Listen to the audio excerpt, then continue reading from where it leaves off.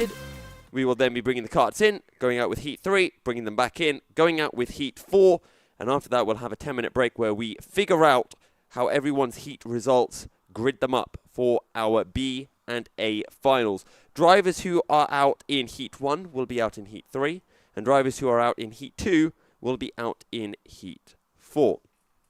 Again, a warm welcome to everyone who is here at the circuit and tuning in through YouTube. Yes, we have a YouTube stream, just like last time, but this time we have something even cooler. Standings and cameras. The cameras are very cool. So make sure you tune in. You can share that link with any family or friends who might want to tune in and see how the little boys and girls are getting along out on circuit. You can find it on YouTube on the same channel as last time, Milky Cereal on YouTube, under one of the live streams. So for our first heat and practice session of the day, in the junior category, we will be having Oliver Sanderson, Charlie Chispregi, Aidan Hammond, Matthew Swatton, William Hayter, Jacob Chispregi, Bly Gregory, and Sam Gadd all out. And can I just say, what a stacked grid that is. Oliver Sanderson, both Chispregis, and Aidan Hammond, the top 3 of the junior championship in the same race. And Oliver Sanderson, who I think is one of the quickest junior drivers out there, just tends to struggle a little bit cutting his way through the traffic. There's no question about his pace, but it's just once he gets stuck in a bit of traffic, he tends to take a little bit longer to get through it than the likes of the Chispregis and Aidan Hammond. In the cadet, practice 1, Jacob Kent, Rayan Malik, Kimi Tensham, Alexander Karadzov. That is so incredibly stacked. It is ridiculous. Jacob Kent currently sitting 4th in the championship. Rayan Malik leading the championship. Alexander Karadzov has only done 1 round in the season, but he had a very good performance. And Kimi Densham was runner-up in last season's Cadet INKART Championship. So that is the quality of our Heat 1s. And it will be the same for Heat 2 as well. We'll have a look at those once we get around to it. But our junior and INKART drivers are ready to head out on circuit. The way you can tell them apart on the standings is the INKART drivers have numbers going up from 70. So numbers 70 upwards are your INKART, and then numbers below 70 are your junior drivers. At least that's how I tell them apart anyway. Can I get the standings here? Because I don't have my phone now. In the championship, for the junior championship, Aidan Hammond is tied with Jacob Chispregi currently, with Charlie Chispregi a further 8 points behind. Then it's Louis Bishop, who is 11 points behind that trio. And then comes Jacob Smith, Oliver Sanderson, Sam Gadd, William Hayter, Archie Davies, Daniel Harrison, Bly Gregory, Max Wilimowski, Liam Weatherall, and Blake Southern. And don't forget, Blake also racing in the Junior Sprint League. Wasn't around for the last Junior Sprint League race earlier on today. We'll see whether he is here for our Junior Championship. I don't believe he is. But Blake Southern, a very quick driver, actually picked up a win in the Junior Sprint League, which just goes to show how quick he is. Another driver to watch out for is Callum Franklin. If Callum Franklin is racing today, he is indeed. Only been present for one of the rounds where he picked up a very healthy 51 points. In the Cadet Championship, Rayan Malik leads by 3 points from Lewis Bowie, who is in turn 2 points ahead of James Devereaux, who is 1 point ahead of Jacob Kent. So 6 points separating the top 4 drivers. Then it's Kimi Densham, who is a further 14 points back, followed by Tyler Rickard, Teddy Mullen, George Wilimowski, Zane Perry. Zane Perry having a very good second round of the Cadet Championship, and I believe won actually the A final for that race. Caelan Keith as well, having picked up a fastest lap at the very least, if not a race win in the first round of the Cadet Championship. I don't believe is racing today, sadly. So it's a shame that we don't have either Caelan Keith or Zane Perry today. Alexander Karadzov as well, another driver to watch out for, and Dexter Hazeldine. Neither Dexter Hazeldine or Alexander Karadzov is racing. Dexter Hazeldine is not. Gillen Townsend, sadly not here today either. So missing a few of our regulars from the Cadet Championship, unfortunately. So practice is now underway then for our juniors and INKARTs, and a chance for them to get some quick laps underway and a practice on, you know, overtaking and all of that. We're running with the national layout as per usual, and is that Aiden Hammond with Charlie Chisbregi directly behind him? Of course it's those two, and then comes Jacob Chisbregi, and we've got the Hammond and the two Chisbregis at the front of the junior field, which is what they've kind of become accustomed to over the last few seasons. Not what they have been accustomed to in the Junior Sprint League, finding that a lot more challenging. But we are seeing a few junior drivers getting close to their pace. Oliver Sanderson, again, always one to watch out for. And what we tend to see from Oliver is starts okay, gets passed by the Chisbregis or Aiden Hammond. Once he gets overtaken, he then finds that extra few tenths, sticks with them, if not catches up to them, but can't get past them. And that tends to be the tale of Oliver Sanderson. So if he can just start to make those overtakes and find a way through on the traffic, Oliver Sanderson is definitely one to watch out for in the championship fight. Here they come, though, down the hill towards the long left-hander of turn 9. And it's currently Charlie Chisbregi ahead of Aiden Hammond, and then Jacob Chisbregi, and the three of them are nose to tail. Aiden Hammond gets a good little run out of turn 9, side by side into the final corner. It's practically an extra heat, isn't it, for these juniors, as they are separated by, what, half a tenth of a second coming across the line. Jacob Chisbregi finds a way through on Aiden Hammond, now has to find a way through on his twin brother Charlie, as they make their way through the chicane of 2 and 3. Oliver Sanderson closing in on to William Hayter, if I'm not mistaken. And are they three abreast? They are. They're three abreast heading down into turn 5. Boys, it's only practice. Although I can't blame them for racing. That looks absolutely fantastic. Charlie Chisbregi, though, still ahead of Jacob, who is in turn ahead of Aiden, despite them all being three abreast heading into turn 5.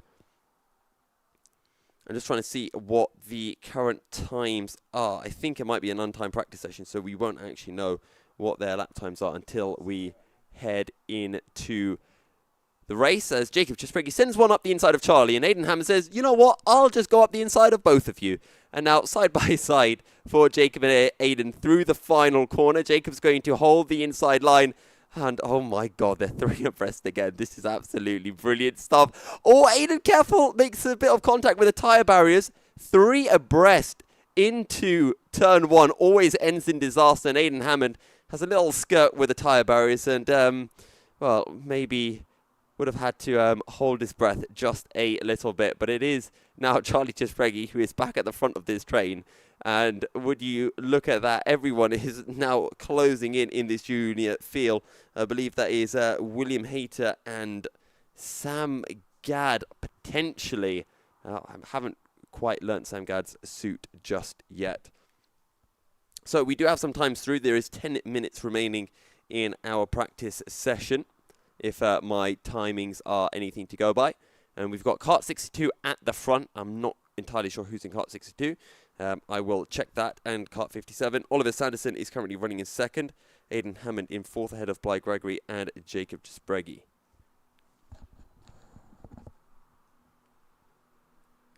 Who is in kart 62 and kart 57?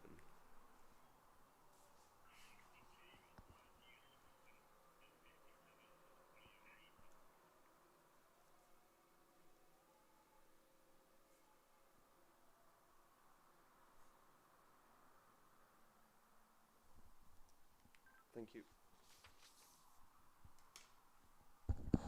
So I have had confirmation in kart, in kart 62 is Matthew Swatton, who is at the top of the times by less than a tenth of a second from Oliver Sanderson. Then it's Charlie Chisbregi, William Hayter, Jacob Chisbregi, Aiden Hammond, and Bly Gregory. Then Sam Gadd and Kimi Densham, the fastest of all of the cadets, followed by Jacob Kent, the anonymous in kart 85, which is going to be Rayan Malik and Alexander Karadzov. So the entire field of juniors and cadets separated by 2.1 seconds. The cadet class separated by 0.6 of a second, and the junior class separated by 1.3 seconds. It is so incredibly close. Jacob Chisbregi, though, and Aiden Hammond both improve, and they're now separated by 0.005 of a second, the pair of them putting in 59.4s. I think the three of them are still battling out on circuit as well. Oliver Sanderson running in third, having improved with a 59.8, a 59.9 for the 57 of William Hayter, and a 60.0 for the 62 of Matthew Swatton. Then comes Sam Gadd, who also improves, and Charlie Chispregi and Bly Gregory. 1.1 seconds now separating your junior field. Improvement for Alexander Karadzov as well, a 61.3. Now just 0.3 shy of Kimi Dencham's fastest time. As Jacob Chispregi leads Charlie Chispregi and Aidan Hammond over the line. An improvement for Charlie Chispregi, a 59.478. Half a tenth, 47 thousandths of a second is the difference from Jacob Chispregi in first to Charlie Chispregi in third. This is what happens when you're putting in lap times on the tail of karts in front of you. You just set very, very similar lap times. Oliver Sanderson unable to improve that time around. Jacob Kent, though, 61.6. Can't improve on that 61.0 this time around. So still looking at 0.6 separating our cadet field and 1.1 seconds separating our junior field. As that is Oliver Sanderson battling with William Hayter, as these two are trying to close in on the Chispregis and Aidan Hammond.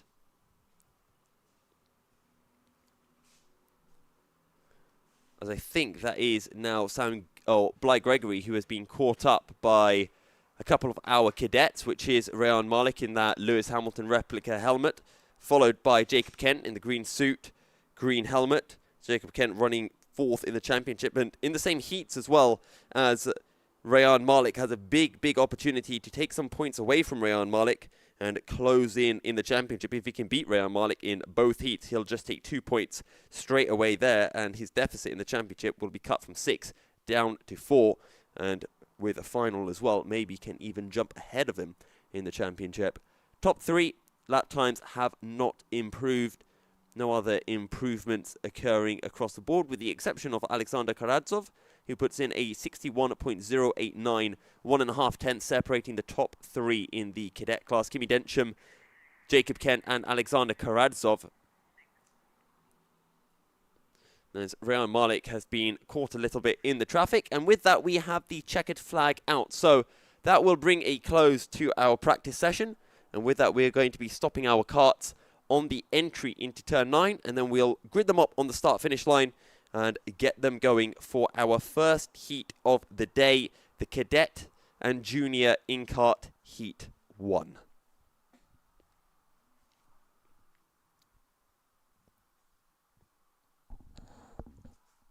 Can we get YouTube chat up on this phone or something?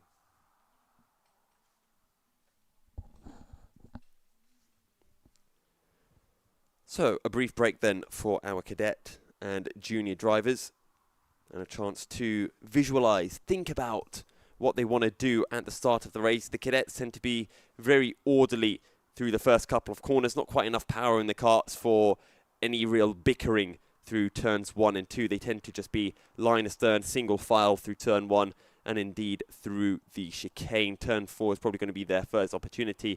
The juniors, on the other hand, they get a little bit scrappy, a little bit closer when they fight through turn 1 and indeed through the rest of the lap.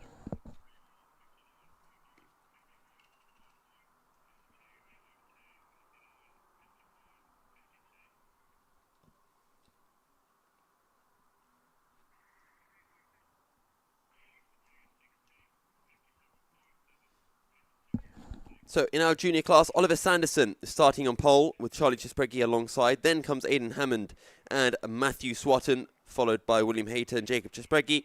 Bly Gregory and Sam Gadd will complete the field.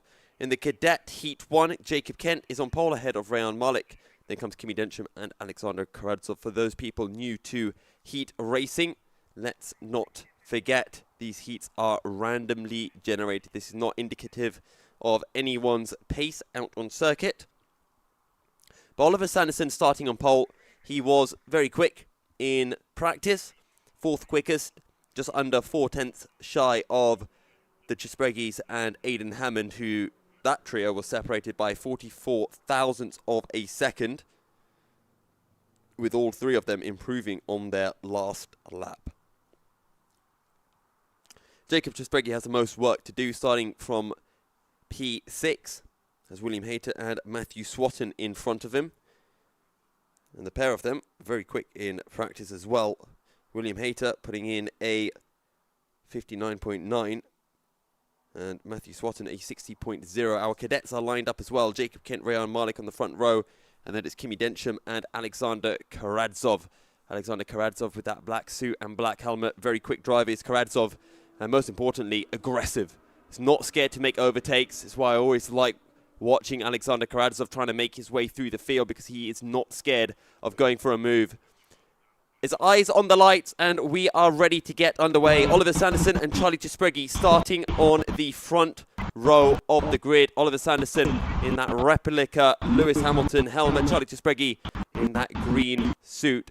It's eyes on the lights, and away we go. It's a very good start for Charlie Chesbreggy, who's already ahead of Oliver Sanderson through turn 1. Aidan Hammond goes to the outside as well. He wants to find a way through. The pole sitter on the outside now into the chicane, has the inside for turn 3, and Aidan Hammond is up into second place already, but it is Charlie Chesbreggy who leads the field away, and Jacob Chesbreggy has already found his way into P4, and he's going to be eager to find a way through on Oliver Sanderson as quickly as possible as our cadets are off. It's not a great start for Rehan Malik. Kimi Densham tries to go up the inside into turn 1, but no success.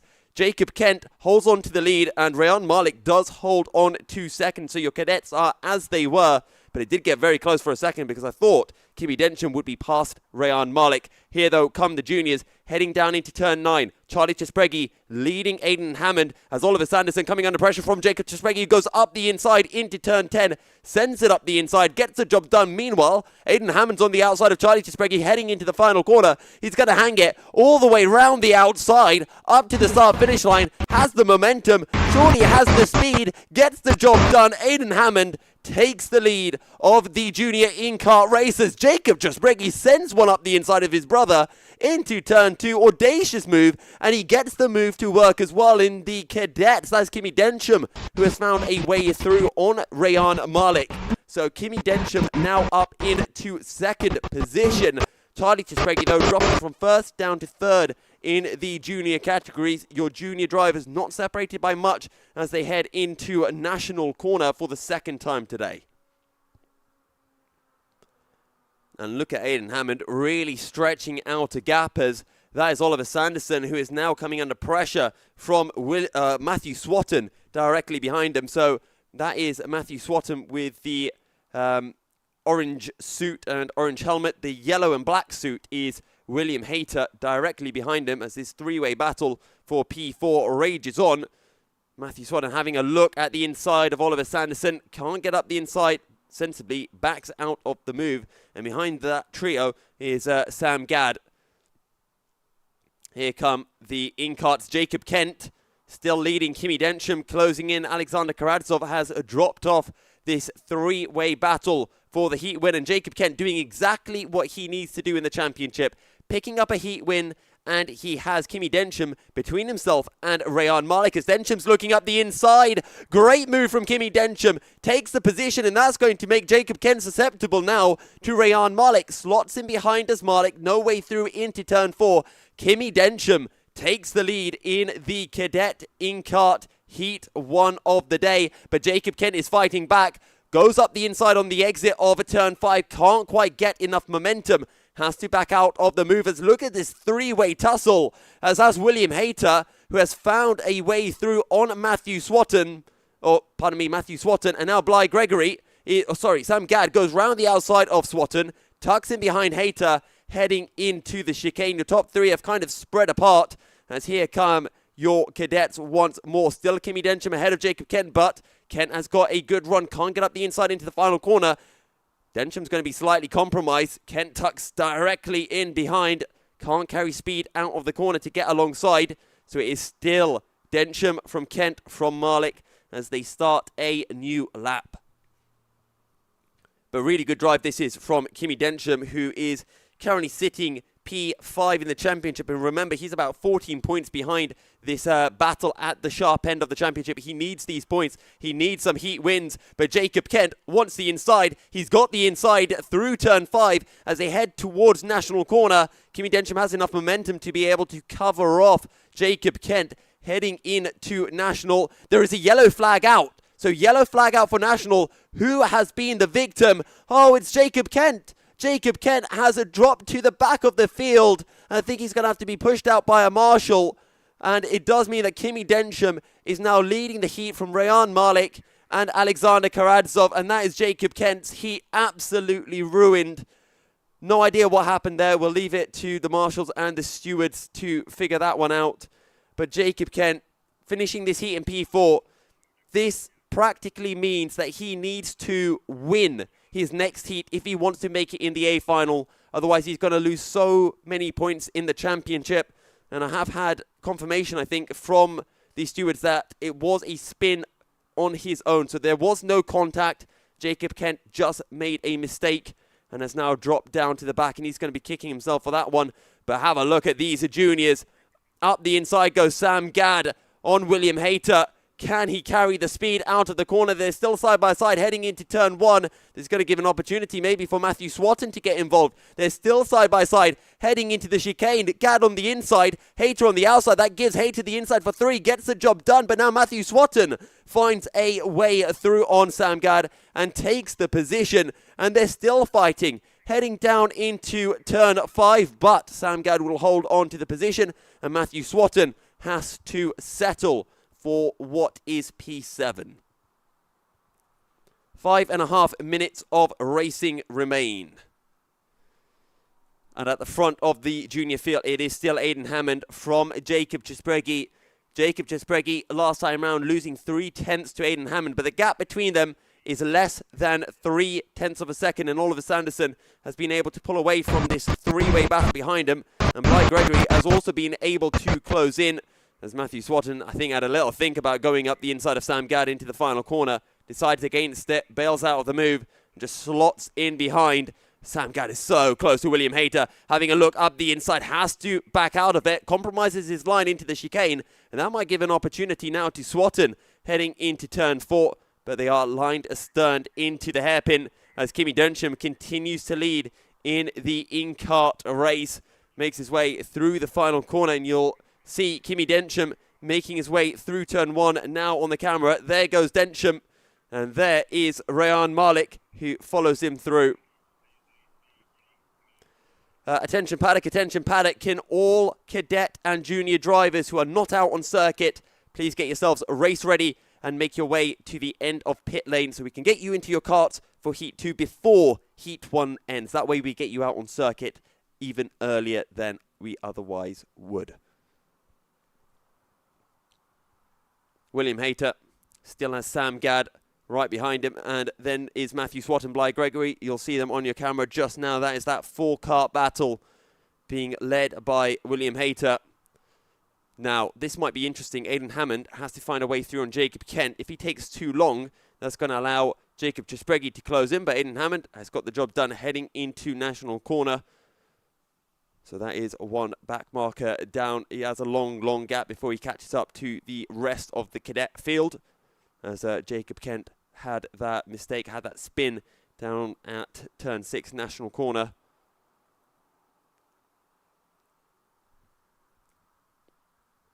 The battling has subsided for now, as William Hayter has a couple of kart lengths ahead of Sam Gadd, and who in turn has a kart length or so to Matthew Swatton. But that is a really good run from Sam Gadd coming out of turn 10, really putting the pressure on William Hayter through the final corner, tucking right behind him. Will give him a little push, I'm sure, through turn 1. Has a think about the inside, then tucks directly behind. Knows that he can't send one up the inside into the chicane. Now chicane is flat out in these karts. Don't need to jump on the brakes at the very most. A tiny little lift, but you can go through it completely flat. Through turn 5. And still William Hayter ahead of Sam Gadd with just a few minutes remaining in the race. Aidan Hammond is leading in the junior class. Now Jacob Chesbreggy has found a way through on Jacob Kent, but Aidan Hammond is well and truly at the front of this. Still though, a great drive from Jacob Chesbreggy from P6 up to P2. Next race, Jacob Chesbreggy will be starting P3 and Aidan Hammond will be starting from down in P6. And that's going to be Jacob Chesbreggy's chance to take a win and maybe start on pole for the A final. Matthew Swatton now right behind William Hayter. Sam Gadd has found a way through on Hayter, if I'm not mistaken. So Sam Gadd now ahead of William Hayter, who's in turn ahead of Matthew Swatton and Bly Gregory. That quartet of karts separated by 2.5 seconds. And Oliver Sanderson a further half a second up the road. And Oliver Sanderson has actually been closed in by Sam Gadd. Sam Gadd has found a massive turn of pace. He's putting in 59s right now, which is matching the pace really, or nearly, of the Chesbreggys at the front of the field. Aidan Hammond, quickest driver on circuit with a 58.6, the only driver in the 58s, and a fast lap of a 58.2. Checkered flag is out. Aidan Hammond wins heat 1 of the day. Jacob Chesbreggy will take P2. And Charlie Chesbreggy will come home in P3. Sam Gadd, a little bit too little, too late. It's a drag to the line, but not enough momentum for Sam Gadd. Oliver Sanderson will take the position ahead of Sam Gadd. Then comes William Hayter and Matthew Swatton, followed by Bly Gregory. And now we wait for our cadets. Kimi Densham just has 3 corners to navigate. You can see him on your screen heading through turn 9. And now out of your screen temporarily into turn 10. And there comes Rayan Malik just behind him through the hairpin, followed by Alexander Karadzov. Fastest lap in the cadet class goes the way, actually, of Jacob Kent, a 60.667. That might be very important when it comes to the tiebreakers for deciding the grid for our finals. Another reminder to all of our drivers in the paddock, please get yourselves kitted up and race ready and to the end of pit lane so we can get you into your karts. I'm seeing a few drivers missing. I'm going to start naming and shaming you guys in a second.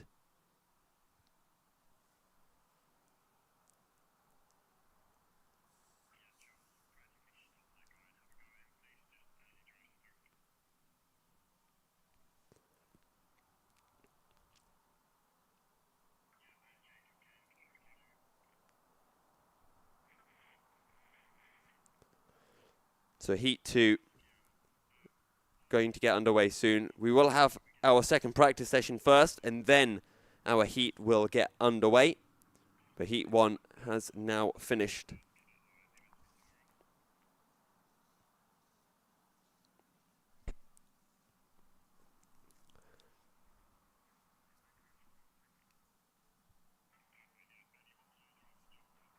So there, if you're watching on YouTube, are your final standings. Aidan Hammond taking the win in the junior class ahead of Jacob Chesbreggy and Charlie Chesbreggy. Oliver Sanderson in P4 ahead of Sam Gadd. Then comes William Hayter and Matthew Swatton, with Bly Gregory rounding out the junior field. In the cadet field, Kimi Densham takes the win ahead of Rayan Malik, championship leader Rayan Malik. And then it's Alexander Karadzov and poor Jacob Kent, who had that spin at National, was running so well in second place and was looking to get some valuable points in the championship. But he's going to have it all to do now in Heat 3 if he wants to make it into the A final. If he doesn't win Heat 3, I don't think he makes it to the A final. It is as simple as that. I mean, maybe second does it, depending on some other results. But at the very least, he has to be in that top 2. I think a first would pretty much guarantee him a spot in the A final as long as he gets a quick lap, which he got the fastest lap in this heat. So he is in good standing. As I'm seeing James Devereaux jumping into his kart. We're just missing one driver, I think.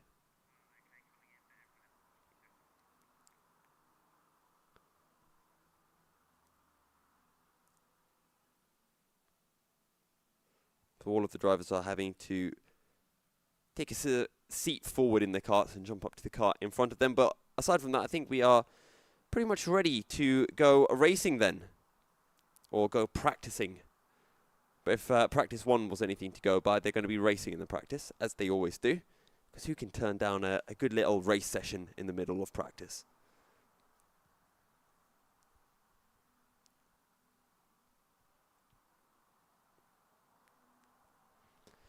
So, in practice 2, in the junior category, we have Daniel Harrison, Louis Bishop, Liam Weatherall, Harry Jupp. I'm going to be honest, I'm not going to be able to pronounce that surname, and I'm going to do far more disservice than service by trying it. So we're just going to go with Xavier, then Callum Franklin, Jacob Smith, Ellis Owens. In the cadet category, James Devereaux, Teddy Mullen, Tyler Rickard, and Lewis Bowie. See, it needs Vici, I think, maybe. I don't know. You can comment in the YouTube chat and let me know how close I got to the pronunciation or how I should actually pronounce it, and then I will do my best to try to get it right.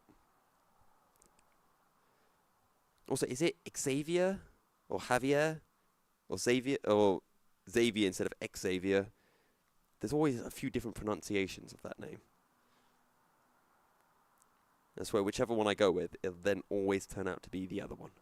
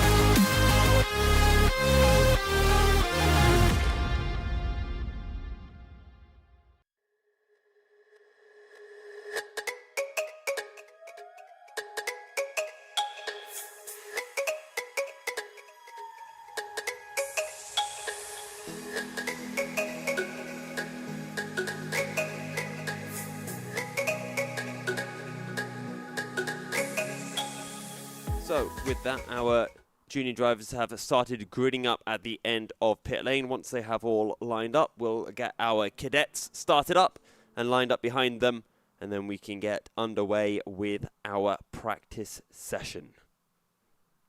Exciting times. We're almost done with all of those boring practice sessions, and we get the fun racing and non-stop action to come shortly. Hopefully no penalties will be needed to be applied. And we are green on circuit. Daniel Harrison will lead the field away.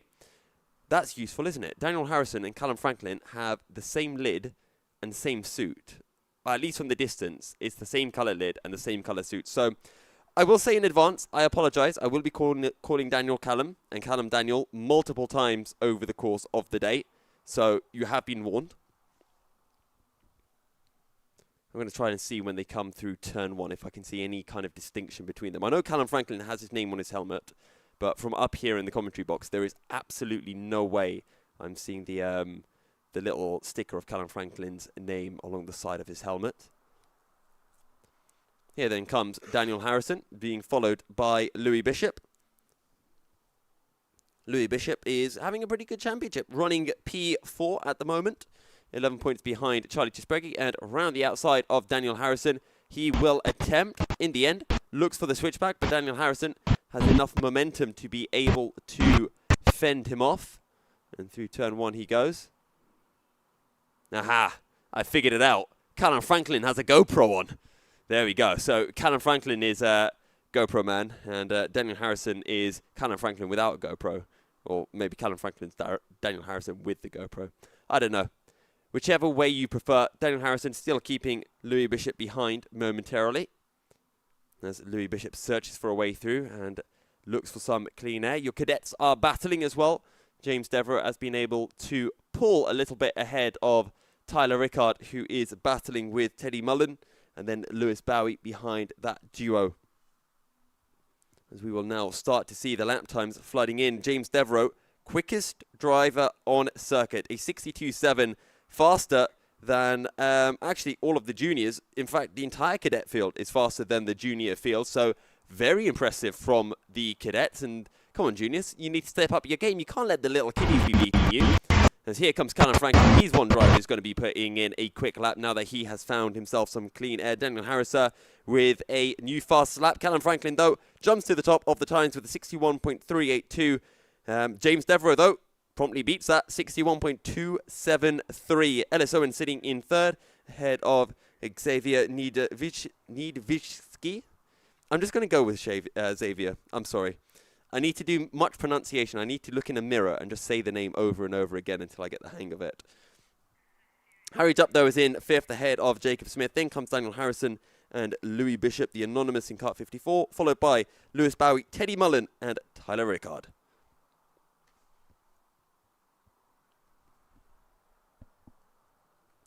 Just going to try to quickly work out who is in kart 54. I believe it is Liam Weatherall.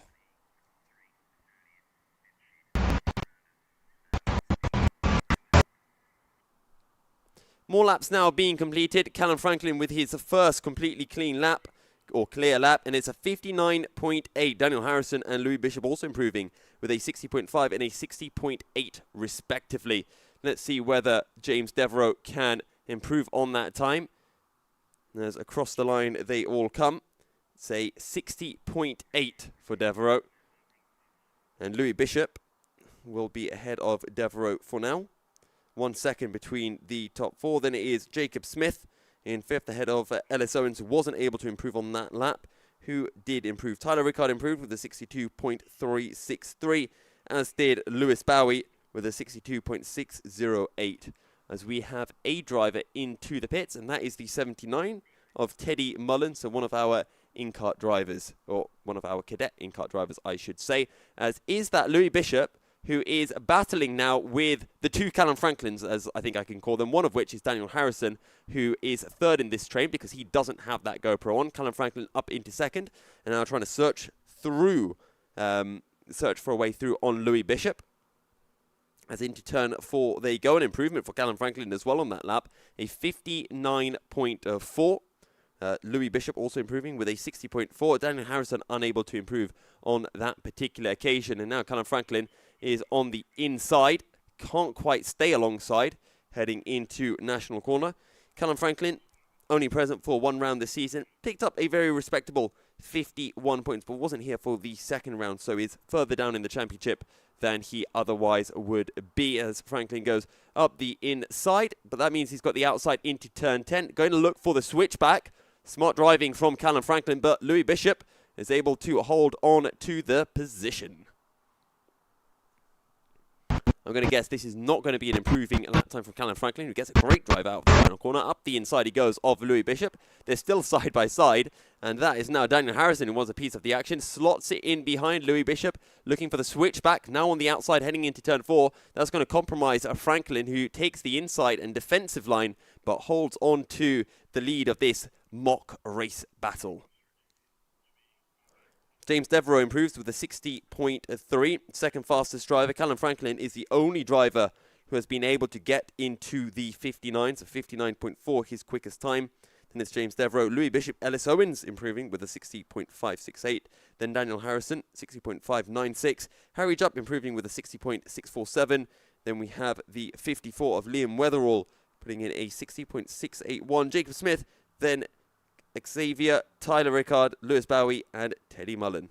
Lewis Bowie improving on that lap time with a 62.138. Here goes Callum Franklin.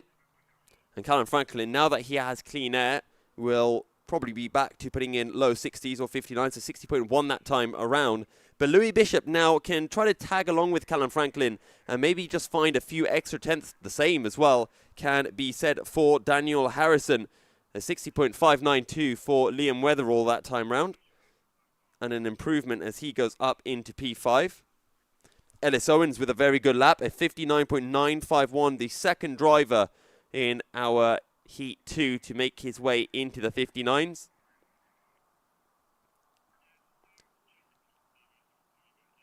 We've got 4 minutes remaining in practice, at least according to my timing screen, but it tends to be a little bit delayed, so we probably only have about 2 to 3 minutes remaining. There is Callum Franklin, and he's got a bit of a gap now to Louis Bishop. As Daniel Harrison, this is surely going to be a good lap for Daniel Harrison. He's all over the back of Louis Bishop. Across the line then, 59.2 for Franklin. Daniel Harrison, 59.7. Jumps up to second. Louis Bishop also improved with a 60.0. It's a very good lap for Liam Weatherall, up to third with a 59.92. So we now have 5 of our junior drivers in those 59s. Jacob Smith with a 59.985. Louis Bishop is 60.028. So 8 tenths separating our top 6 drivers in the junior category. Very close indeed. Harry Jupp, 7th in class, ahead of Xavier in 9th. In the cadet category, it is James Devereaux who's the quickest with a 60.3. Then it is Tyler Rickard with a 61.9. Lewis Bowie with a 62.1 and a 62.2 for Teddy Mullen. And that is really close between Tyler Rickard, Lewis Bowie and Teddy Mullen. You're looking at less than 3 tenths, 2 and a bit tenths between the 3 of them. We should see some very close battling there on circuit. Callum Franklin, though, still in clean air. Is that another improvement for Callum? 59.3. He's slacking. He's a tenth slower than his fastest time. Still, though, quicker than anyone else out on circuit. A 59.682 for Jacob Smith. That's a good improvement for Jacob as he cements second place. Ellis Owens improving. A 59.69, just 100th shy of Ellis Owens. And Ellis Owens is only 1,000ths clear of Harry Jupp, who puts in a 59.691. That is super close. 9 thousandths between Jacob Smith, Ellis Owens, and Harry Jupp. How do you like that for some close battling to come out on circuit? James Devereaux is our first cadet of the day, I believe, to make it into the 59s. A 59.979. So he's made it by a few hundredths of a second, by 21 thousandths of a second. I believe Jacob Kent put in a 60.4 as his fastest time in the first heat of the day. And the times continue to drop as the drivers get more and more familiar with the circuit and, wake up if they had, a long night's sleep, need a few laps in the kart to get some energy in. It's the equivalent of having a cup of coffee. Another improvement for Jacob Smith, 59.64. For Callum Franklin, 59.095. He's almost into the 58s. And remember, I think it was only Aidan Hammond who got into the 58s in the first heat of the day. Maybe one of the Chisbregis did. But either way, it was only Aidan Hammond and the Chisbregis who had managed it. I think it was a 58.3 or a 58.4. Checkered flag is out then for Callum Franklin. Can he do it? Can he make it into the 58s on his final lap? Across the line then for Callum Franklin. Wait for the times to update. 59.135. Very, very close, but not quite close enough. James Devereaux also improved on his previous lap with a 59.946, so another few hundredths quicker. Jacob Smith, a 59.745. 61.0 for Ellis Owens and a 61.0 for Harry Jupp, so not improving on their most recent lap times. Any more improvements? James Devereaux, another 59.934, so another few hundredths or a few thousandths gain. Louis Bishop, 60.083, so just a few hundred shy of his personal best. Improvement for Lewis Bowie with a 61.495. Tyler Rickard also improving, 61.7. Lewis Bowie improves again with a 61.39. So we're now looking at 3 tenths separating those cadet drivers as across the line comes, I believe, that is Teddy Mullen, who puts in a 62.8. So unable to improve on his personal best. So with that, we're going to be stopping our karts out on circuit. You can see them on the left-hand side of your screen if you're watching on the YouTube stream. For those of you at circuit, if you didn't know, we are streaming on YouTube. It is on my YouTube channel, Milky Cereal, live stream, so you can share it with your friends and family or leave some comments if you're watching from home. So now that our juniors and cadets are all stopped at turn 9, we can start to grid them up on the start-finish straight. Remember, for our heats, it is random grid, so everyone has the same average starting position. In our junior category, Daniel Harrison will be starting on pole ahead of Louis Bishop. Liam Weatherall in third, with Harry Jupp in fourth. Then comes Xavier, followed by Callum Franklin. And on the back row of the grid will be Jacob Smith and Ellis Owens. In Cadet Heat 2, we have James Devereaux and Teddy Mullen on row 1, Tyler Rickard and Lewis Bowie on row 2. And a reminder that the drivers out in Heat 2 will then have a break during Heat 3 and will be back out in Heat 4. So the drivers we saw in Heat 1 will be back in Heat 3. And then the finishing positions, or the average combined finishing positions from both heats of every driver, will be used to determine their starting position for the A and B finals.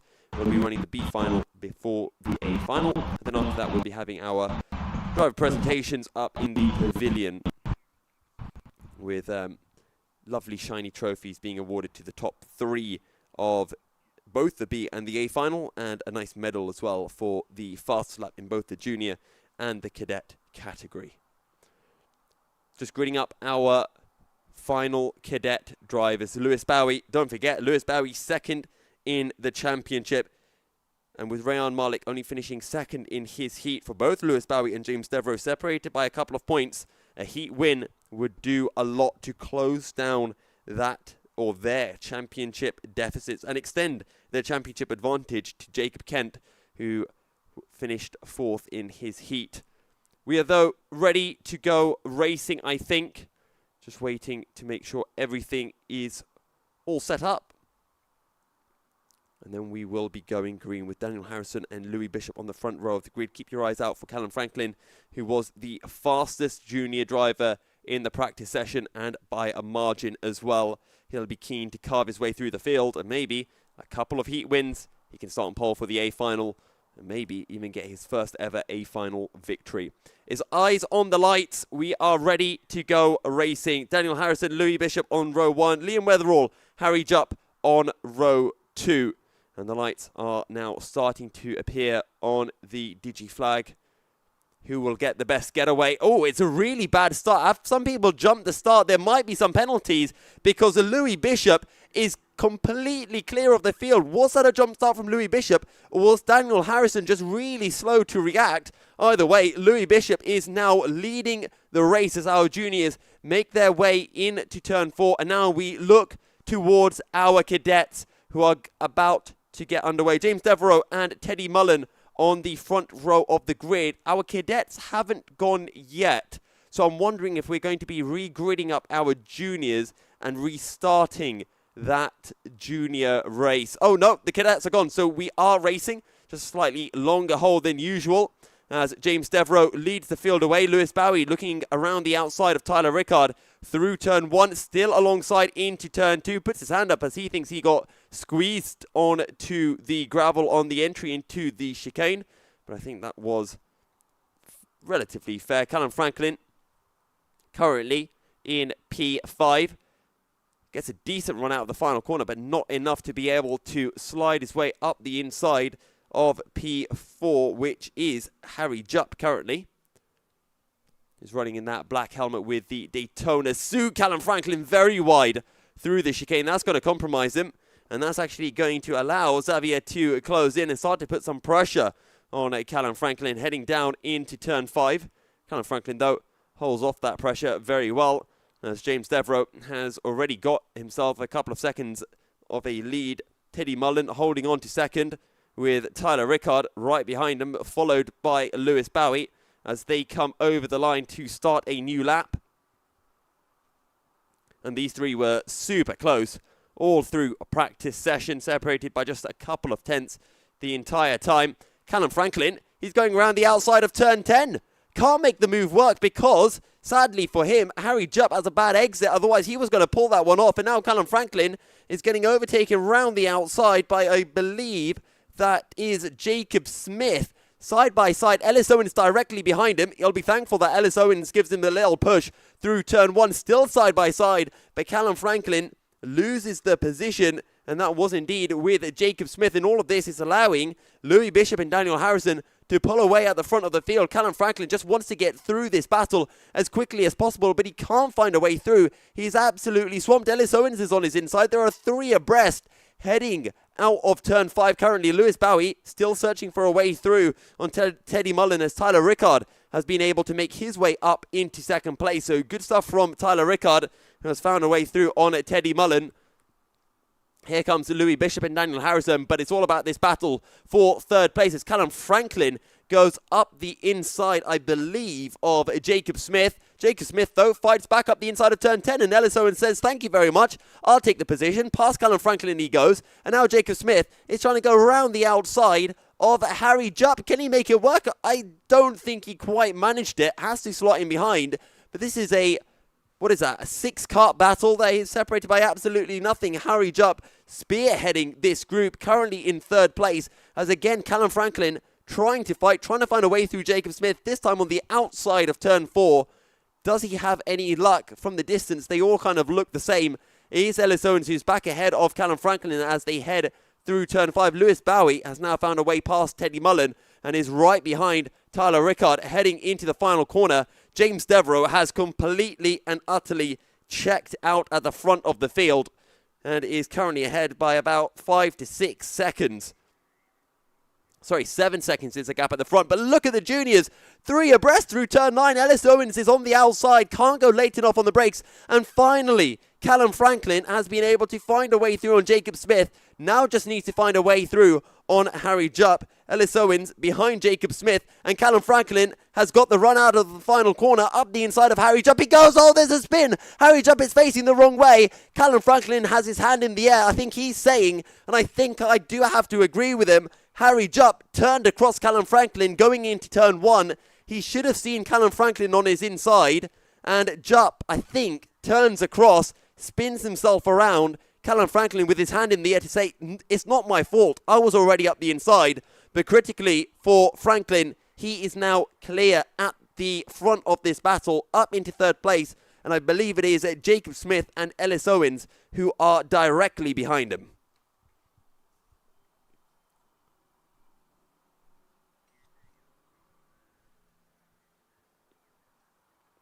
Tyler Rickard still ahead of Lewis Bowie and Teddy Mullen. That trio, I believe, is still relatively close, separated by 1.5 seconds. And Louis Bishop has Daniel Harrison directly behind him. Attention paddock, can all drivers for Heat 3 get themselves race ready into the end of pit lane so we can get you out onto circuit as quickly as possible. But our juniors are battling. Louis Bishop is being overtaken by Daniel Harrison, who goes up the inside through turn 5. Bishop looks for the switchback, can't find it. Harrison covers off the switchback fantastically, and it's Daniel Harrison who takes the lead of the Junior Heat 2. Great stuff. Lewis Bowie still on the back of Tyler Rickard, gets a good run, can't quite pull alongside, heading into the final corner, and has to slot in behind for now. Contact a bit further down. That is contact from Louis Bishop. He goes into the back of Daniel Harrison. I'm sorry, Louis, but I think that's on you. You need to give that position back. Otherwise, you're going to be getting a position penalty for it. And Louis Bishop, very, very smart. Good stuff from Louis. He knows that he was at blame for that incident. He lets Daniel Harrison through a bit too late on the brakes into turn 10. Good sportsmanship for Louis Bishop. And this battle can now continue for the remaining 3 minutes without any penalties needing to be applied. Maybe just a bumping warning for Louis Bishop the next time he comes over the line. Ellis Owens as well, right on the back of Jacob Smith in the battle for P4. Callum Franklin now has the fastest lap of the race, a 59.0 last time round. And he gained, listen to this guys, 3 seconds on Louis Bishop and Daniel Harrison because of that battling that they had. Now, the gap is 8 seconds between them. We have a few laps. If they keep on battling very fiercely, there is a chance for Callum Franklin. But if they just work together a little bit or just have a small amount of battling, I don't think Callum Franklin can close up to these leading two. Daniel Harrison now coming under pressure from Louis Bishop. It's funny, once you get overtaken and you've got someone to chase, you find that extra time. It was Daniel Harrison who was closing in onto Louis Bishop by a vast rate of knots. But now that he's at the front and Louis Bishop is chasing, Louis found time and Louis going up the inside of turn 4. Great move from Louis Bishop. That time it's clean. That time he doesn't have to give the position back. Daniel Harrison back down into second place. And can Louis Bishop now get his head down and try to pull a gap to Daniel Harrison as they make their way towards National Corner. Callum Franklin is going to see this battling, and it's going to be hoping that the battling continues the entire race distance.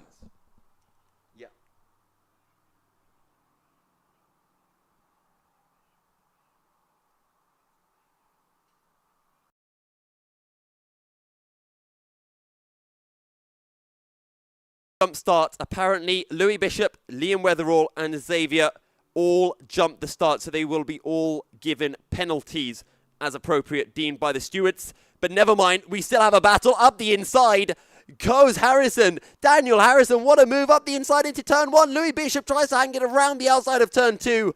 No luck there, and he's going to drop down into second place. Now, is that jump start going to be a +1 position, or maybe +2, +3? Whatever it is, Callum Franklin is currently looking at finishing in second place, a 58.6. Last time round from Callum Franklin, he takes another 2.5 seconds out of the leading duo, and the gap between them is now 5 seconds. I think Callum Franklin is just going to need a couple more minutes in this race. Sadly for him, though, he is not going to get it. Lewis Bowie still on the back of Tyler Rickard. This is a fantastic battle in the Cadet INKART Heat 2, a race for second position. Daniel Harrison has been able to get a little gap now to Louis Bishop. And we are on to the last lap of the race. That's going to be frustrating for Callum Franklin because he can see the gap to the leading two up ahead. And again, for Callum Franklin, a quick lap of 59.0, 1.5 seconds out of Louis Bishop that time around.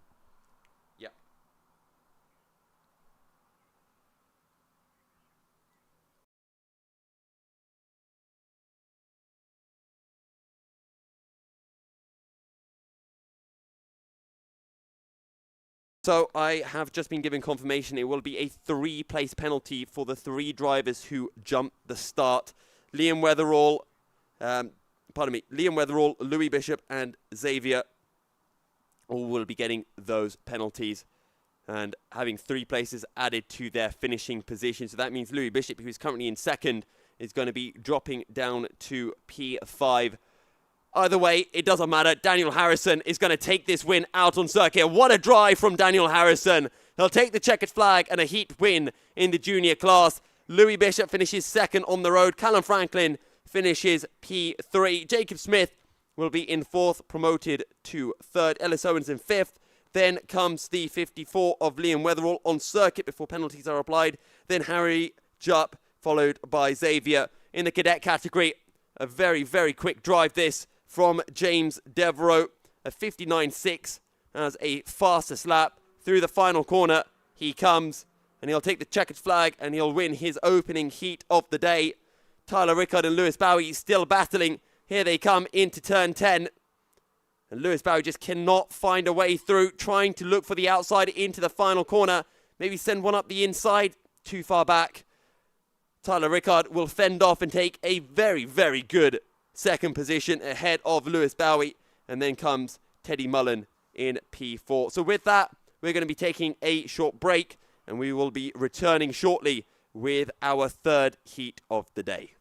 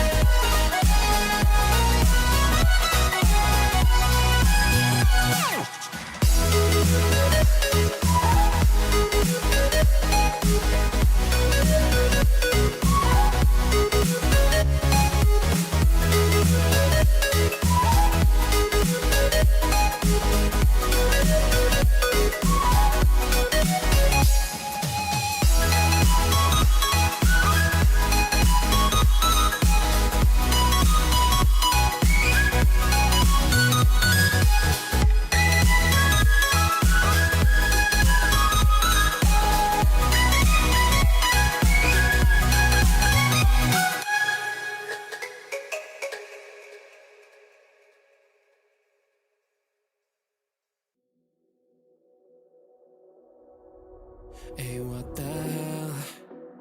Why you hanging on the rooftop by yourself? I have an open invitation, but you're telling me go get lost. I don't wanna see your face. Yeah, what the hell? So why don't we stay out till the morning light? Cause two wrongs can make a right. We're just doing what we feeling right now. Some Chardonnay, we camp in the parking lot. Welcome back to everyone. For those of you at the circuit, I'm back up in the commentary box. For those of you tuning in on YouTube, we're back and we're ready to go racing. I'm a little bit out of breath because I had to run down some stairs and run up them. It wasn't that much running, but I'm not very fit. So there we go. Our karts are out onto circuit, which means we are going to be getting our third heat of the day underway momentarily. In the junior category is Sam Gadd, who'll be starting on pole ahead of Bly Gregory. Jacob Chispregi will be starting from P3 with William Hayter alongside. Row 3 will see Matthew Swatton and Aidan Hammond, with Charlie Chispregi and Oliver Sanderson completing our 8-kart grid. In cadet heat 3, Alexander Karadzov will be starting on pole with Kimi Densham alongside, and then will come Rayan Malik, your championship leader and reigning cadet INKART champion, with Jacob Kent behind him. Jacob Kent said that he's going to overtake all 3 drivers in one go. 3 of them into turn 10. That I would like to see. So I think we're going to be seeing something special from Jacob Kent. Let's not forget Jacob Kent, quickest driver in the previous heat. Was unfortunate to have that spin and drop from, it was either second or first to the back of the field. So he needs to have a good race. And he does really need that race win. And these 4 drivers, very, very evenly matched. So we should be having a fantastic cadet battle. Over in the junior field, though, you're looking at the Jaspregi's Aiden Hammond. What can Oliver Sanderson do from the back of the field? We know he's got pace. Can he make his way through the other karts, though? Sam Gadd showed very good pace in Heat 1. I think he's one of our dark horses to take this race win, especially starting from the very front of the field. It does look like all of our checks have been made, so we will be getting those red lights up onto the Digi flag very shortly. And Sam Gadd and Bly Gregory will be leading the field away. We'll have our junior race start and then a 20-second delay or so, and then our cadets will have their race start shortly after. We've got the thumbs up from the start box, which means the lights will be appearing on the Digi flag any moment now. And we are ready to go racing. Sam Gadd, Bly Gregory on the front row of the grid. Eyes on the lights as the lights will start appearing up. 5 red lights, and then they will all go out. And we'll be ready to go racing.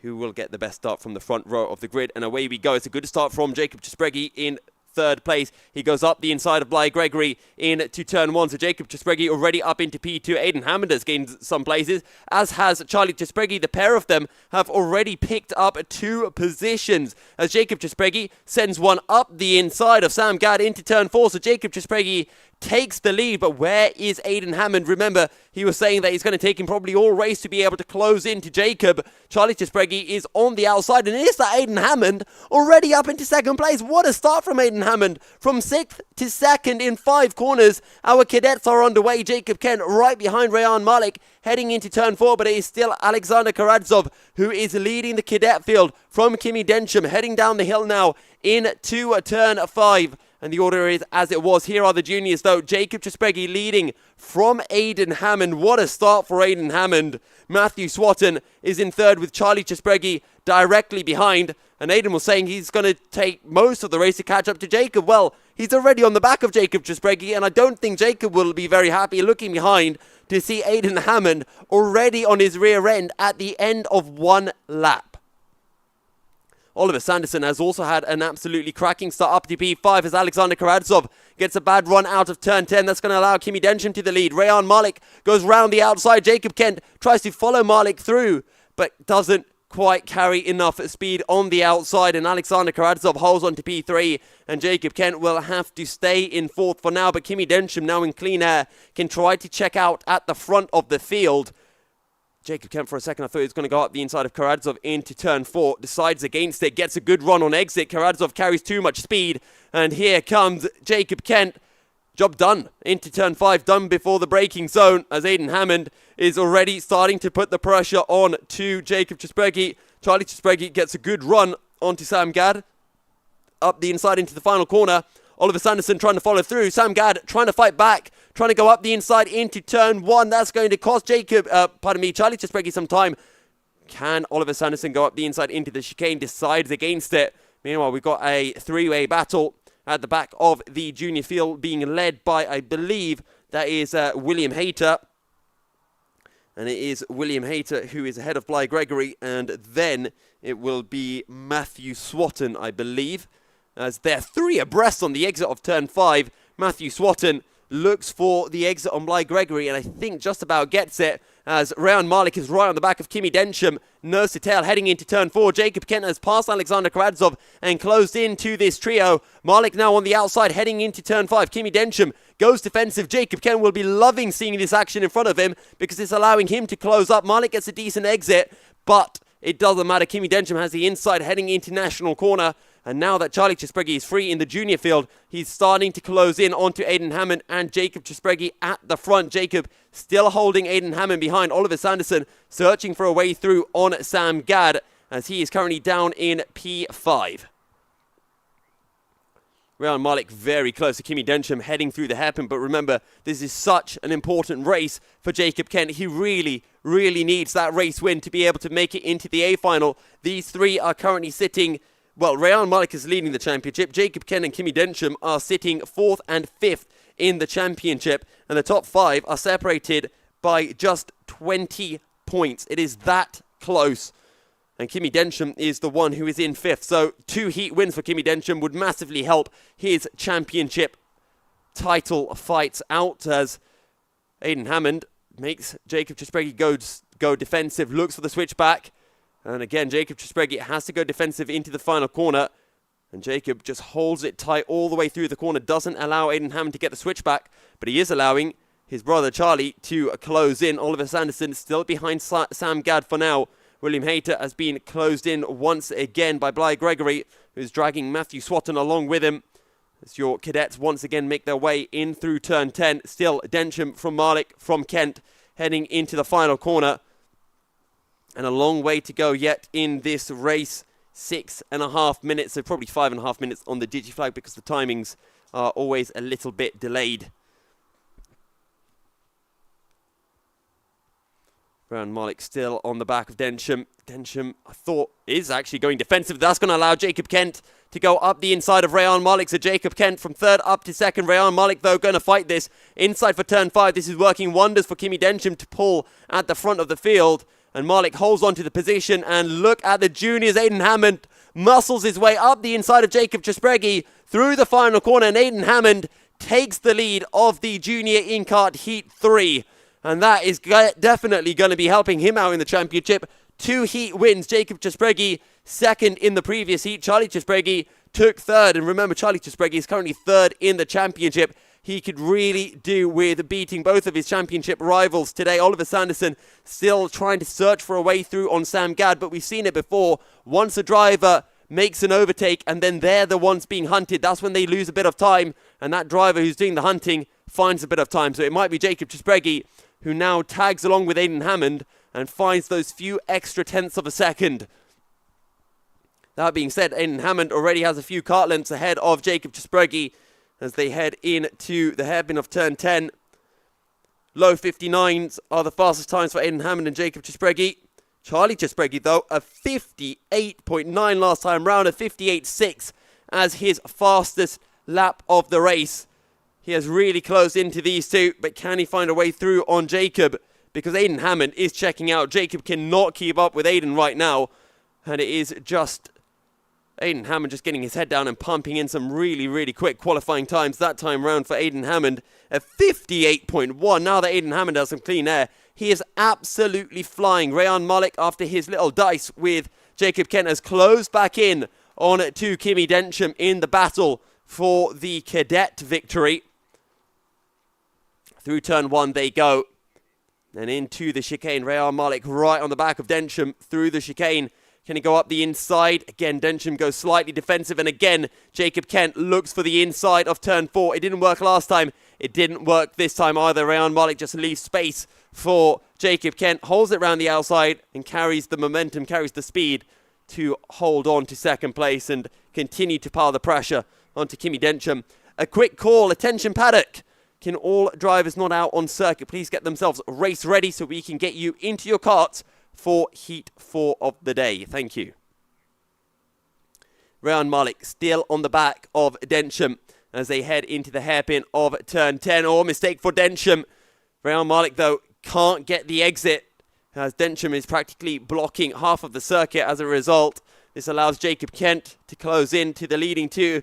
Alexander Karadzov desperately trying to get back within touching distance, but is just losing those few tenths every single lap.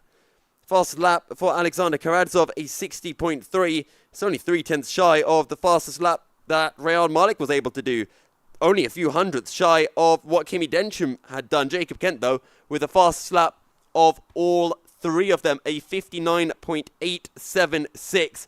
And he joins James Devereaux in the club of cadet drivers who have been able to make it into those 59s. And look at Aiden Hammond through the chicane. He has completely checked out from the Chesbreghi brothers behind him. A 58.019 from Aiden Hammond.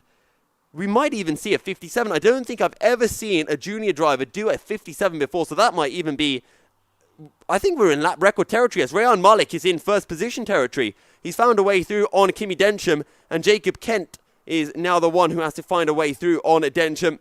So Rayan Malik, this is going to help him out in his championship defense, championship title defense. Can Jacob Kent find a way through? I think this is the penultimate lap of the races. Charlie Chisbregi is on the outside of Jacob Chisbregi. Can't hold it around the outside of turn 9. Jacob goes defensive into turn 10. And Charlie Chisbregi has to set off a P3 once again. Sam Gadd, still fantastic defensive drive from him to keep Oliver Sanderson at bay in this fight for 4th position. 57.831 for Aidan Hammond. I want to tentatively say that is a junior category lap record. I'm trying to remember who was in the juniors a year ago or so. Alfie O'Brien. Alfie O'Brien, did he ever get a 57? I'm not sure. But he's definitely the driver who probably would have done it very, very quick. Was Alfie O'Brien. George Balster as well was usually up there.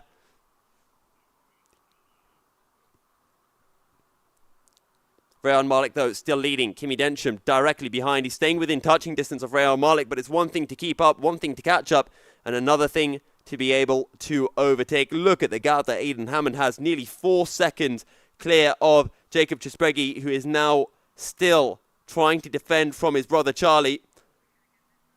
Final lap board is out. Final lap for Jacob Chisbregi to defend from his brother. Final lap for Sam Gadd to defend from Oliver Sanderson. And it will be our final lap for our cadets who are now coming into view. Rayan Malik still ahead of Densham. And then comes Jacob Kent. Alexander Karadzov a further second or 2 behind. Through turn 9 they go. Densham won't send one up the inside into turn 10. Kind of slides through. That's going to allow Jacob Kent to close in, heading into the final corner. Too far back, though, to have a send. Remember, Jacob Kent, if he doesn't finish in the top 2, he will be guaranteed to be starting in the B final. He needs to make a move on Kimi Densham to keep his hopes of the final, his hopes in the championship really alive, because if he's in the B final, he's going to lose a lot of points to his championship rivals who will be starting in the A final. But Aidan Hammond, what a drive! And such incredible pace from Aidan Hammond. A 57.831 fastest lap. Jacob Chisbregi will come home in P2 ahead of Charlie Chisbregi. Sam Gadd, fantastic defensive drive. Will take P4 ahead of Oliver Sanderson. Then will come Matthew Swatton in P6 ahead of Bly Gregory. And William Hayter in P7 or P8. And then is Rayan Malik, who is looking to take the checkered flag in the cadet category. He's got a big enough gap to Kimi Densham. He just needs to navigate his way through the final corner. And through they come. Rayan Malik will take the checkered flag and his first heat win of the day. Kimi Densham will take second ahead of Jacob Kent. And Alexander Karadzov will come home in P4. So a final call then to our Heat 4 drivers to get themselves race ready and into their karts. I'm already seeing a few drivers waiting patiently for some of our other drivers to make their way over. Remember, if you guys don't get into your karts before the previous race finishes, that means we have to wait extra amount of time to get you out onto circuit. So let's try to get into those karts a bit earlier, please. So with that, I'm going to be taking a little break, grabbing myself a breather, and then we will be returning both here on the PA system at Daytona Milton Keynes and over on the YouTube stream for our final heat of the day, Heat 4, and then we'll be heading into our B and A finals. We're just doing what we feeling right now. So what the hell? Why you hanging on the rooftop by yourself? Always waiting for the one, but I got news for you. I'm the best that you can get. So what the hell? Yeah, what the hell? So what the hell?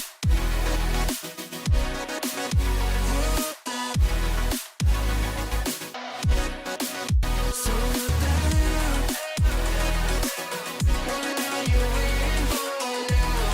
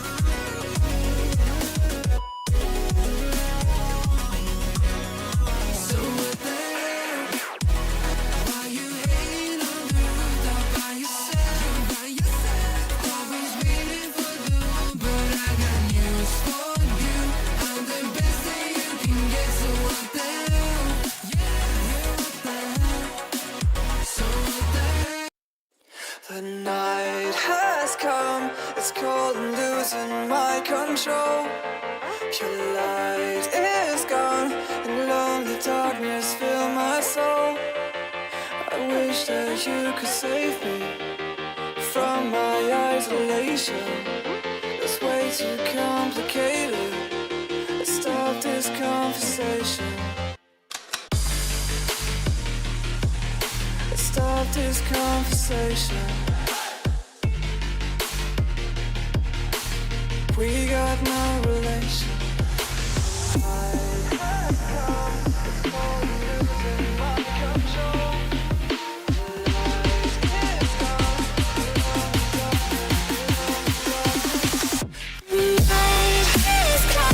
It's crazy.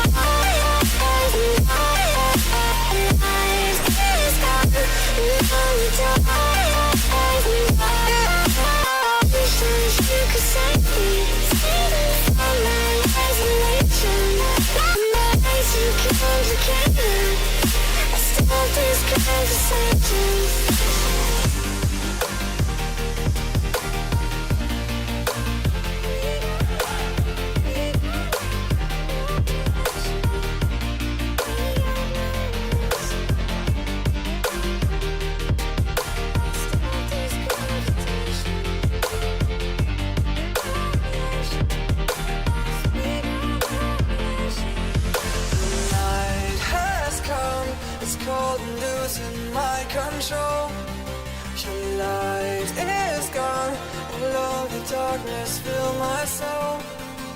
I wish that you could save me from my isolation. It's way too complicated. Let's stop this conversation. Let's stop this conversation.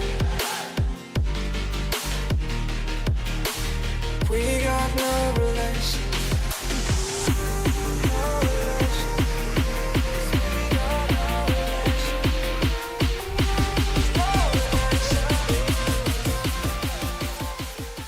Welcome back, karting enthusiasts. We're ready to get underway with our fourth and final heat of the day here at Daytona Milton Keynes for the third round of the INKART Championship. In the junior category, Ellis Owens will be starting on pole with Jacob Smith alongside Callum Franklin will be starting in third with Xavier in fourth. Harry Jupp and Liam Weatherall will be on row 3 with Louis Bishop and Daniel Harrison on row 4. In the cadet heat 4, Lewis Bowie will be on pole with Tyler Rickard alongside Teddy Mullen, and James Devereaux will be on row 2. And remember, the points that drivers get, their finishing positions in these heats, add points to their championship tally. So these heats are important alongside deciding their position for either the A or the B finals. Callum Franklin showed a lot of pace in his first heat of the day in Heat 2, and now starting further up the field, I'm sure he'll be very eager to pick up his first win of the day. Daniel Harrison, though, took that opening win from pole. Louis Bishop had a jump start, picked up a 3-place penalty. He'll be hoping that he doesn't get another one of those. That being said, Daniel Harrison still won the race on circuit. Had to do it the hard way with a ferocious battle with Louis Bishop. We'll see whether the pair of them can make their way through the field effectively. And Ellis Owens, of course, starting from the front of the field. We know how good Ellis is when it comes to defensive driving, and he's going to make it super difficult for anyone to get past. The question is, can he do it for the entire race duration?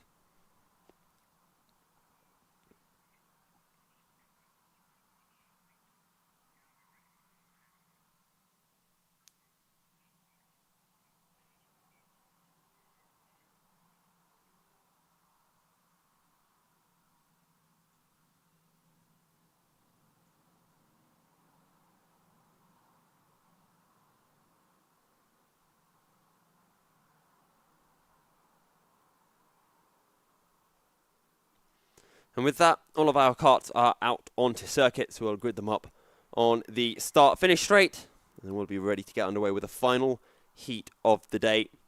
Again, a warm welcome to anyone tuning in on the YouTube channel.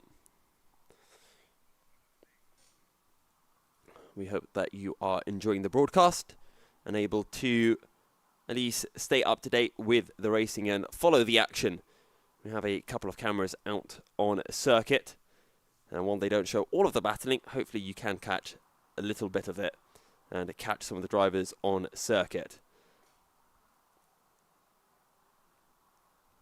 This one should be a fun race. We had 3 jump starts in Heat 2, and the same drivers out in Heat 4. And it's very easy to jump start. If one driver jump starts, you then end up going a little bit early, and then you jump start as well. And it's a bit of a chain reaction that then occurs.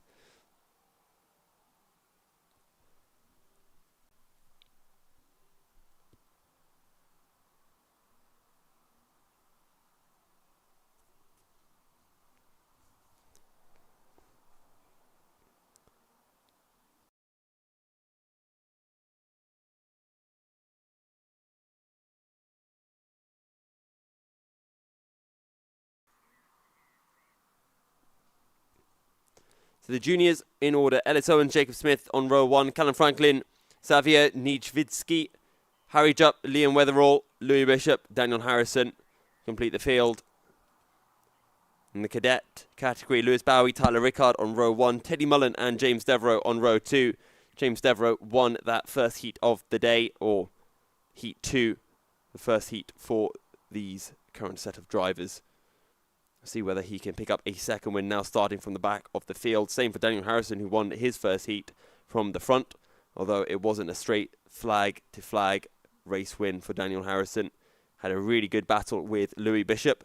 Callum Franklin, though, one to watch out for. We are racing. Ellis Owens gets a good start. Jacob Smith can't tuck in behind because Callum Franklin is already up the inside, and Callum Franklin is up the inside of Ellis Owens, heading into the chicane. So Callum Franklin in contact with Ellis Owens, and Callum Franklin spun. He's pushed into the right direction, and all of the drivers will be able to keep on going, but it was 3 abreast into turn 2.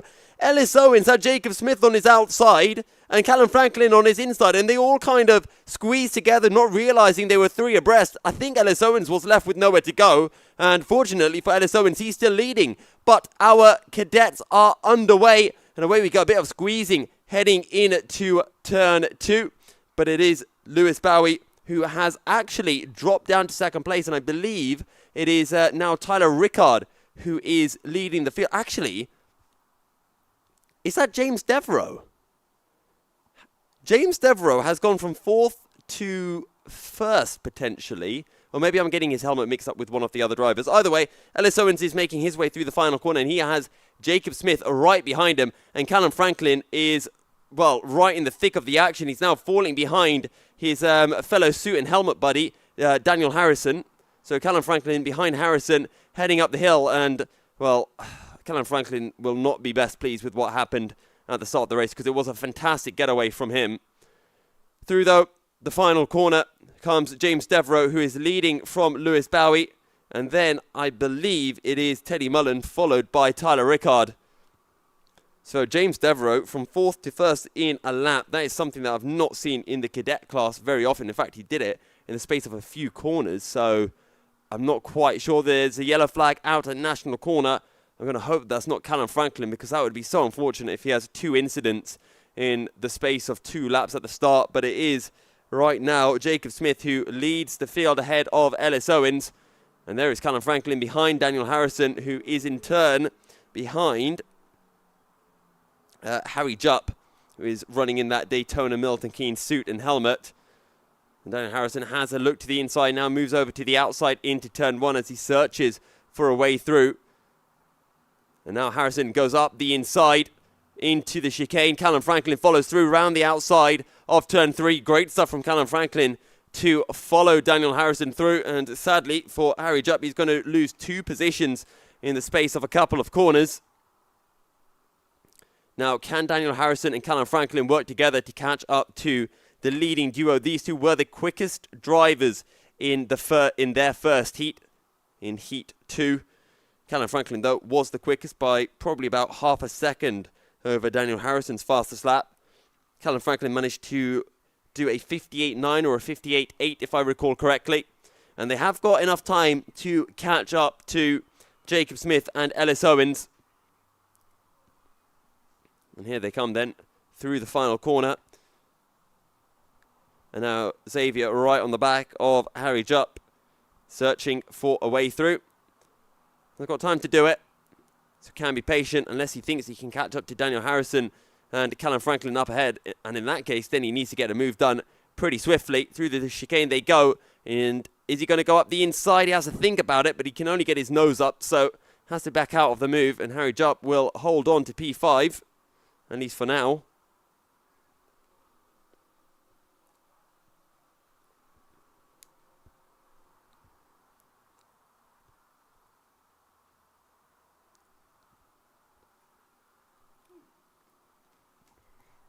But at the front of the junior field, Jacob Smith has checked out. I'm trying to remember where Jacob Smith finished in the first heat of the day. I think it was P4 or something.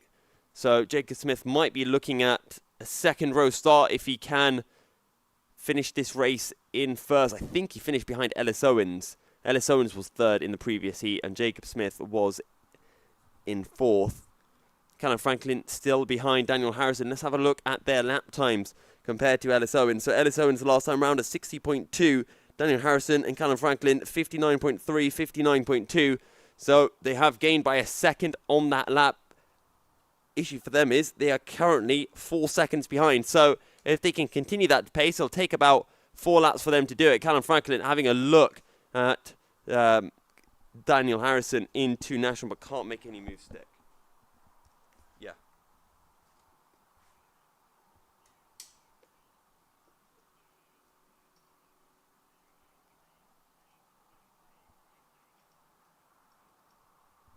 Okay. So I've just been informed by the stewards that the incident in lap 1 through turn 2, Ellis Owens is going to be given a 3-place penalty for the incident with Callum Franklin, as that has been deemed as a takeout, ABC takeout. So Ellis Owens will have 3 places added to his final finishing position. So currently in P2, will therefore be finishing in P5 if he can hold on to this P2, as Callum Franklin and Daniel Harrison are attempting to close in. Last time around, Ellis Owens at 59.9, Daniel Harrison, Callum Franklin 59.0, 59.1. So they take 9/10 out, and the gap now is 4.2 seconds, or sorry, 3.2 seconds between second and third and fourth. At the front, though, Jacob Smith just continues to get his head down, continues to try to pull Daniel Harrison, having a look over his shoulder heading into turn 9. Yes, Callum Franklin is still there. Another look over his shoulder as he goes into the breaking point of turn 10. And Callum Franklin, I think he's kind of happy to work with Daniel Harrison, but he also just wants to get through because he knows he's quicker, but he knows he can also wait because they are closing in onto Ellis Owens. I don't think, though, Callum Franklin knows that Ellis Owens has a penalty, so this is currently the battle for second place at the moment.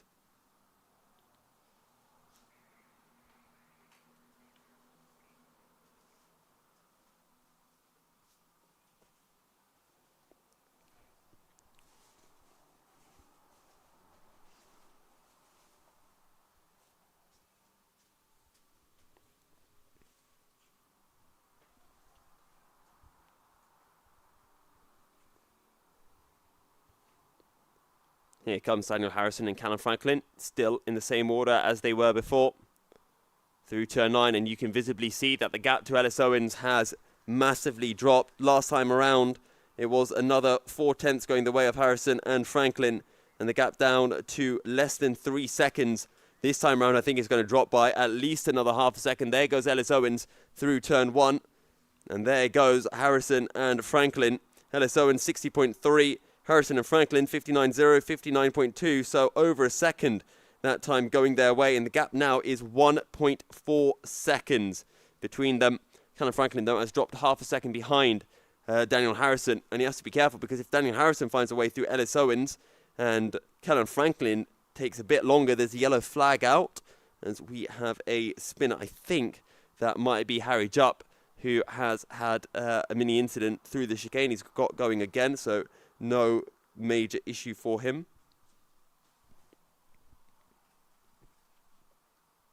As here Owens, and you can see how much closer Daniel Harrison and Callum Franklin are. They are right on his bumper. In fact, we might even see a move on the very next lap. It is that close between the three in this battle for second place.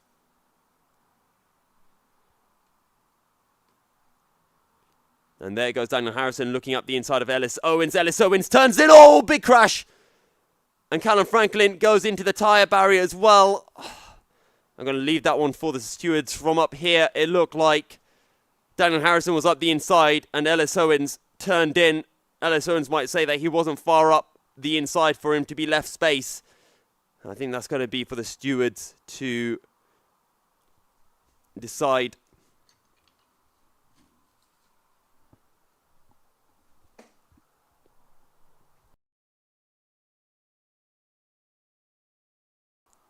Oh, well, then it should be somewhere around here.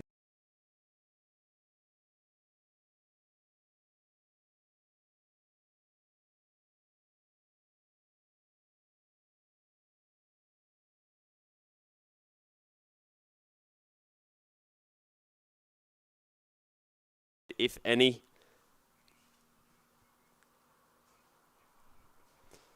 Last lap is out. Jacob Smith still leading the race ahead of Ellis Owens. And then, will it be Daniel Harrison? I don't think so. Callum Franklin is going to be really upset about this, as will Daniel Harrison, because they would have been starting right up in the A final, and now they might not even make it to the A final. Daniel Harrison and Callum Franklin have dropped right to the back of the field. There is Daniel Harrison, and there is Callum Franklin. They do not have any hope of catching up to the rest of the field, so they finished right at the back. Oh, dearie me. Callum Franklin, I'm trying to remember where he finished in the previous heat. Was it second? Second and last. It might just be enough to get him into the A final. Daniel Harrison, a first and second last. I think Daniel Harrison should make it through to the A final, but Callum Franklin is going to be right on the cusp of it.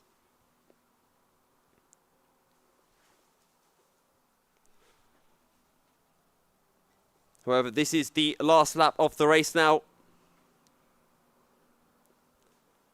And Jacob Smith will be taking a well-deserved victory. Jacob Smith has been very, very quick today. And he's been consistent as well. It will be a thoroughly well-deserved victory for him. Here he comes then into turn 10. White suit and the light blue helmet. And into the final corner he goes. The checker flag is out. And Jacob Smith will win heat 4, the final heat of the day. Ellis Owens, well, he had a three-place penalty for lap 1. He might have another penalty for that incident. That's going to be reviewed after the race. But on circuit, it's P2 for Ellis Owens. Louis Bishop will take P3, so will be promoted to P2 at the end of the race. Harry Jupp currently in P4, and just behind Harry Jupp is, I believe, Liam Weatherall. And then behind Liam Weatherall is James Devereaux, who has caught up to the junior drivers. Xavier Niedzwiecki will come home in 7th overall. Then Lewis Bowie. Lewis Bowie second in the cadet category. Daniel Harrison will come home in front of Callum Franklin at the back end of the junior field. Tyler Rickard and Teddy Mullen will be completing the cadet fields. So with that, we are going to be taking a break. And when we return in about 10 to 15 minutes, we'll be having our grid order for the B and A finals. We'll have our B final first, and then we'll be having our A finals as we wait for race officials to determine what the grid order will be, which is dependent on where everyone finished in their heats and what their fastest laps are, just in case anyone has the same amount of points from those heats. But yeah, we'll be back in 10 to 15 minutes time.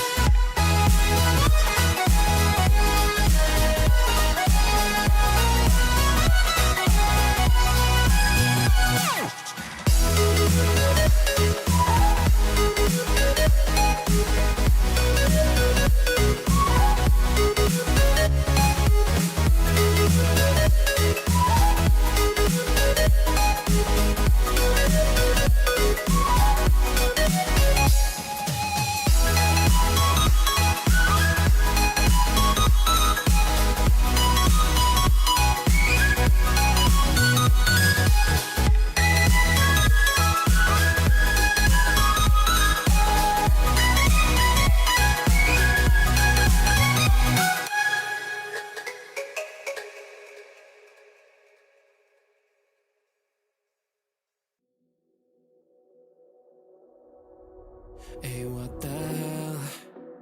Why you hanging on the roof all by yourself? I have an open invitation, but you're telling me go get lost. I don't wanna see your face. Yeah, what the hell? So why don't we stay out till the morning light? Cause two wrongs can make a right. We're just doing what we feeling right now. Some Chardonnay, we camp in the parking lot. Leave traces of plastic cups. We're just doing what we feeling right now. So what the hell? Why you hanging on the rooftop by yourself? Always waiting for the one, but I got news for you. I'm the best that you can get, so what the hell? Yeah, what the hell? So what the hell?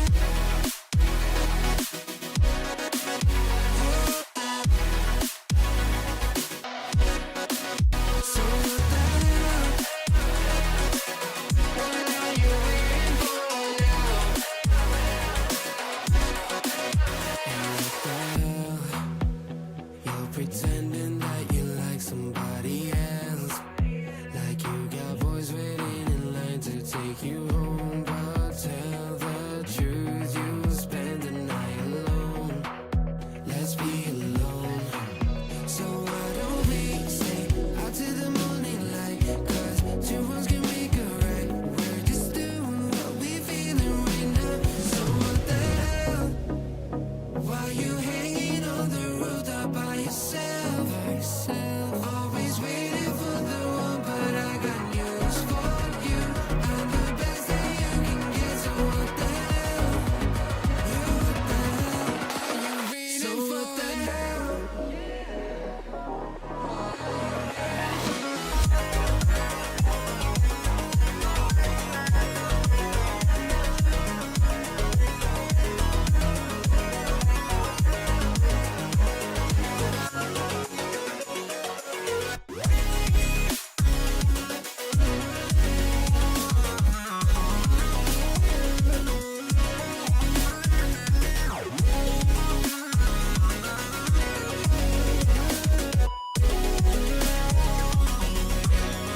So what the hell? Why you hanging on the rooftop by yourself? Always waiting for the one, but I got news for you. I'm the best that you can get, so what the hell? Yeah, what the hell? So what the hell? The night has come, it's cold and losing my control. Your light is gone, and lonely darkness fill my soul. I wish that you could save me from my isolation.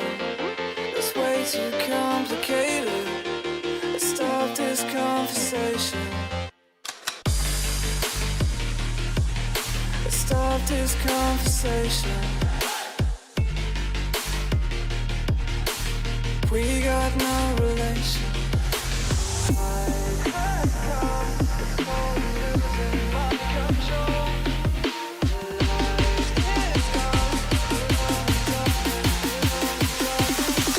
The light is gone, the night has come, it's crazy. The night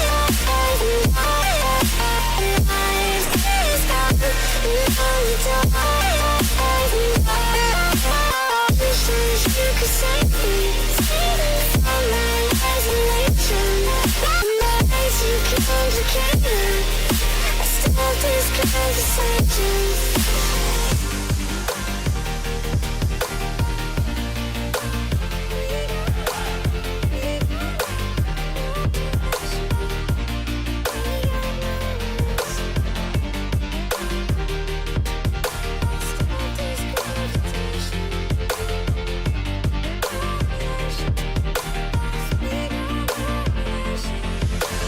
Night has come, it's cold and losing my control.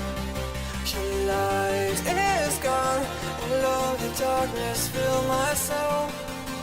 I wish that you could save me from my isolation. It's way too complicated. Let's stop this conversation. stop this conversation. We got no relation.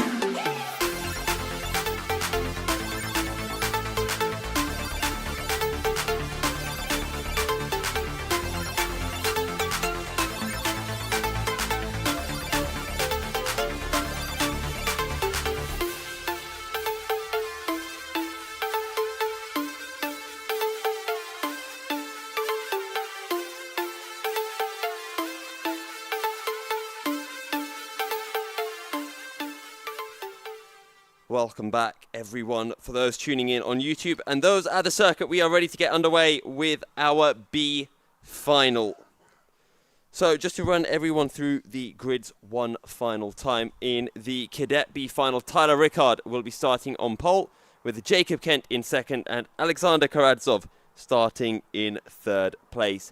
In the Junior B final, Sam Gadd will be starting on pole alongside Harry Jupp. Liam Weatherall in third, with Ellis Owens in fourth. Matthew Swatton and Xavier will make up row 3, ahead of William Hayter and Bly Gregory. We had 4 drivers tied on 71 points, and 71 points was a cut-off between the A and B final, so it came down to fastest lap, and sadly for Sam Gadd, he was 500ths off the lap time set by Oliver Sanderson.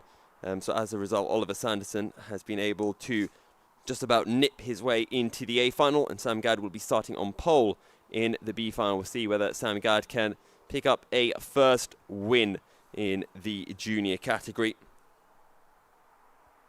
Sam Gadd picked up a pretty good haul of points the last time round in the second round of the Junior INKART Championship.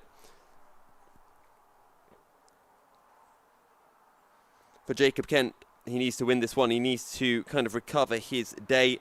Running fourth in the championship, will probably be finishing behind Kimi Densham, or will be losing a lot of points to Kimi, maybe not dropping down to fifth. But after a spin in his first heat of the day, is now starting second in the Cadet B final, and I'm sure he'll have in his head that he is going to be winning this heat and taking home as many points as possible.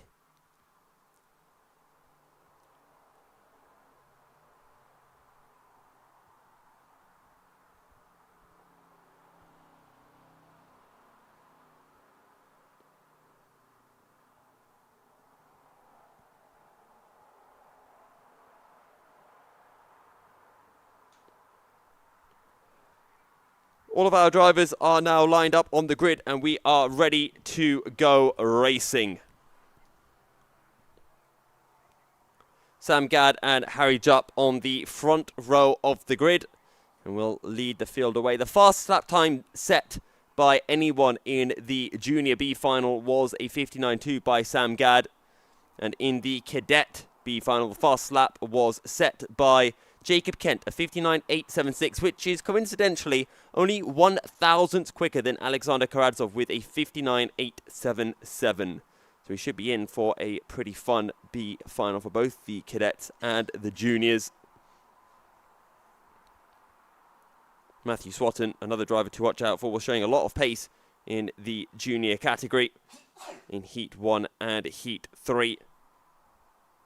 But with a lot of quick drivers in that opening in third heat. We are underway though, and it is a very good start for Sam Gadd as Liam Weatherall tries to go up the inside of Harry Jupp, but with not too much success. Matthew Swatton trying to carve his way through the field, tucks in behind Ellis Owens, who is up into P3, but it is Sam Gadd from Harry Jupp, then comes Ellis Owens and Matthew Swatton as they head through the hairpin of turn 4, and now we are underway in our cadet category.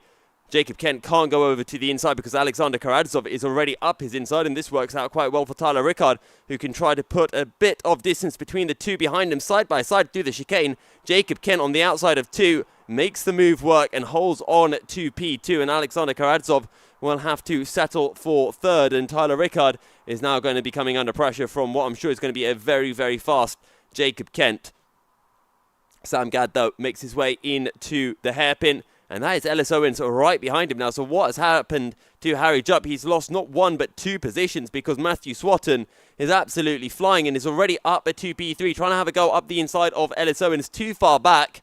And we'll have to yield and slot in behind us. Now William Hayter is trying to go up the inside into turn 2. They're still side by side as they head through 3. But I think William Hayter has got the job done and found a way through on Harry Jupp. And now Liam Weatherall is probably going to try to follow William Hayter through as Ellis Owens continues to try to close down Sam Gadd, but is coming under a lot of pressure. Now it's side by side between Ellis Owens and Matthew Swatton heading down into National Corner, and through turn 6 they will go and back onto the back straight. It's still Ellis Owens in second ahead of Matthew Swatton. Then behind is William Hayter, followed by Harry Jupp and Liam Weatherall in this three-way battle for P4. And William Hayter will be focusing on the group in front of him. William Hayter starting from the back row of the B final, already up into the top four, and now just needs to bridge this gap to the leading trio, and we'll be hoping that the leading trio will be battling somewhat. Tyler Rickard has Jacob Kent right behind, and Kent goes up the inside into the hairpin. Jacob Kent for the lead of the INKART race, and he takes it away from Tyler Rickard.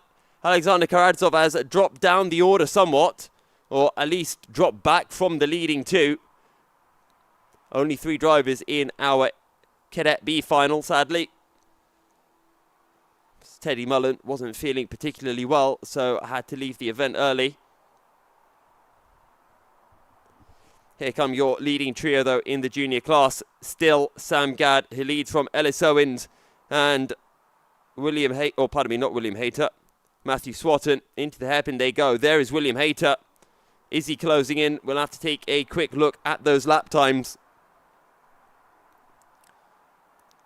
Last time round, though, for William Hayter, 61.6, but that was with him overtaking Harry Jupp. He needs to be getting into those 60s. Across the line, then, for William Hayter. A 60.1, but he loses half a second to the leading 3, who are lapping in the mid to high 59s. Liam Weatherall searching for a way through on Harry Jupp. Through the chicane they go. Jupp goes defensive. Weatherall looks to the outside, possibly looking for a switchback. No way through this time round, but they are side by side heading into turn 5, and it is a good enough exit. And up a position goes Liam Weatherall, but straight back comes Harry Jupp. Coming out of turn 5, gets the old switcheroo and reclaims the position. And Jacob Kent has Tyler Rickard for company directly behind him. Jacob Kent and Tyler Rickard currently lapping in the low 60s. Here come your leading trio in the junior class. And is that a move up the inside? It is indeed. Ellis Owen slams the door shut in the face of Matthew Swatton. And Matthew Swatton just couldn't get enough of a drive to go up the inside of Ellis Owens into turn 1.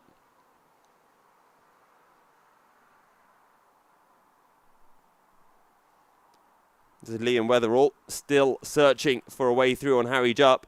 And he can see William Hayter just driving off into the distance. This time Weatherall up the inside. Door slam shut once more. And no way through for Weatherall.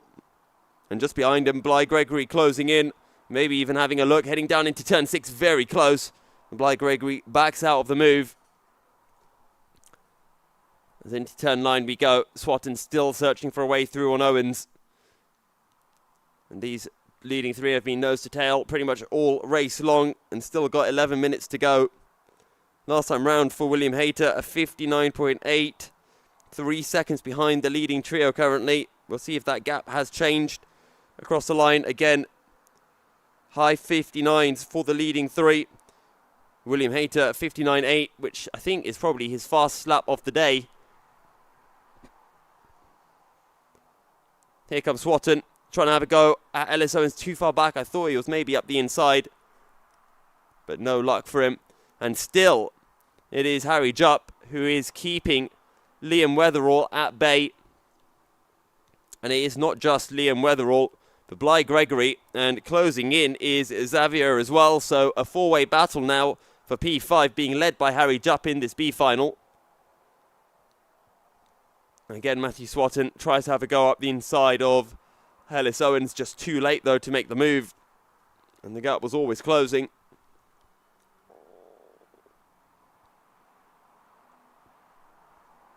Sam Gadd though just getting his head down, putting in the laps, not really feeling too much pressure from Ellis Owens. I think he knows that Ellis is there, but I think he knows that Ellis can't quite pass him just yet. Now, attention paddock. Can all A finalists, so all drivers not out on circuit, please get themselves race ready into the end of pit lane. As again, defensive from Harry Jupp into the chicane. That's going to allow Liam Weatherall right onto his rear end. And then up the inside goes Bly Gregory. So Bly Gregory gains a position onto Liam Weatherall. And Xavier right behind the trio, searching for a way through, waiting for an opportunity. But Bly Gregory now up into P6.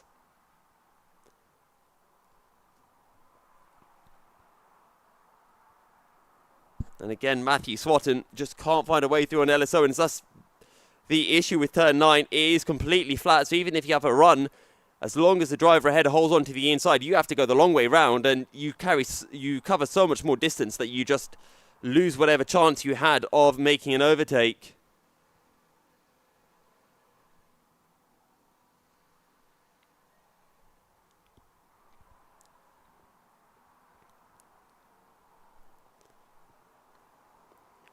Through turn 1 they go. And it is still a defensive move up the inside from Harry Jupp. And Liam Weatherall now loses the position. Sorry, Bly Gregory loses the position to Liam Weatherall. So constantly changing positions behind Harry Jupp. Bly Gregory had a look up the inside. Liam Weatherall decides to gate set, and your top 3 still as they were. Sam Gadd ahead of Ellis Owens, and then Matthew Swatton, William Hayter a few seconds further back. And look at the gap that William Hayter's pulled to this 4-way battle behind. Remember, he had only just overtaken them about 5 laps ago, but they're battling so ferociously. Jacob Kent, though, leading in the cadet category. You can see the gap that he has to Tyler Rickard as Alexander Karadzov is slowly closing in, and around the outside, that is, from Liam Weatherall. Liam Weatherall goes round the outside of Harry Jupp and makes the move work as well. So Liam Weatherall is finally free and into some clean air, and you can see the gap that he's already starting to pull to Sam Gadd, or pardon me, not Sam Gadd, Harry Jupp. And now it's Bly Gregory's turn to try to find a way through. Gets a good run coming out of turn 5 as Ellis Owens again defending from Matthew Swatton.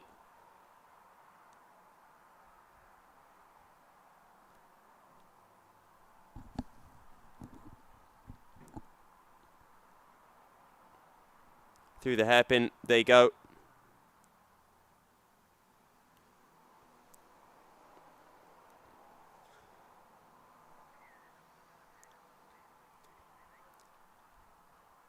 Attention paddock, attention paddock. Can all A finalists get themselves race ready and to the end of pit lane so we can start seating you into your kart? So all A finalists, please get yourselves race ready and to the end of pit lane. Thank you.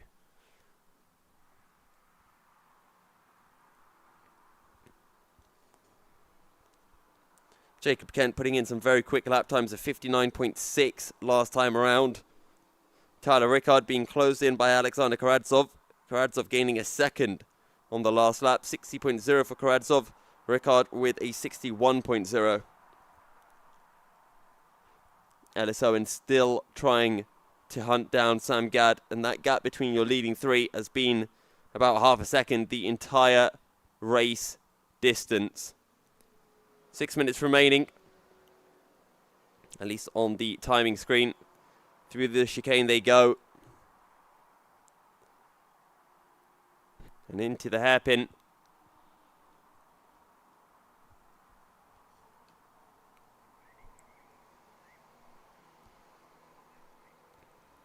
Matthew Swatton looks to be the quickest of the leading 3, but just can't find a way through on Ellis Owens, who's doing a great job of not just pressuring Sam Gadd, but defending from Matthew Swatton.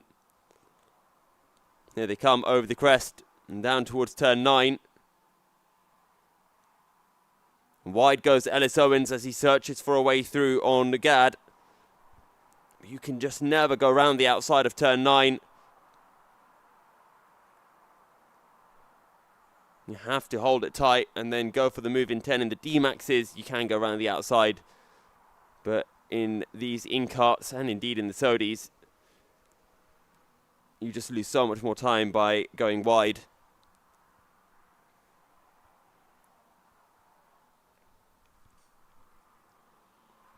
And look at this, Karadzov really closing in onto Tyler Rickard in the battle for second place in the Cadet Championship, or in the Cadet B final. Alexander Karadzov has only done 1 round in this season.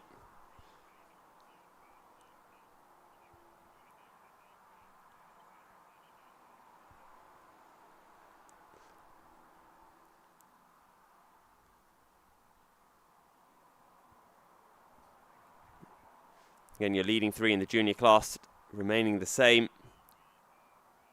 Matthew Swatton still searching desperately for a way through on Ellis Owens. I don't think the full desperation has set in just yet. 4 minutes remaining. These top three have just been nose to tail the entire time. William Hayter, I think, is starting to reel them in. And if they do battle, I think William Hayter will be able to close into the back of them. Liam Weatherall has been able to pull clear now of Harry Jupp, who still has Bly Gregory hot on his heels.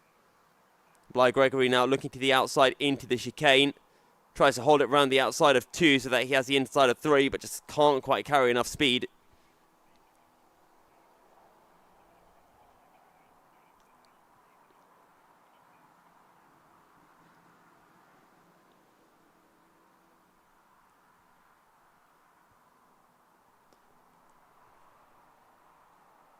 Just want to see... apparently Karadzov has been able to overtake Tyler Rickard while I was watching the junior squabbling. There has been a move in the cadet category. So Tyler Rickard has dropped down to P3. Alexander Karadzov up into second position.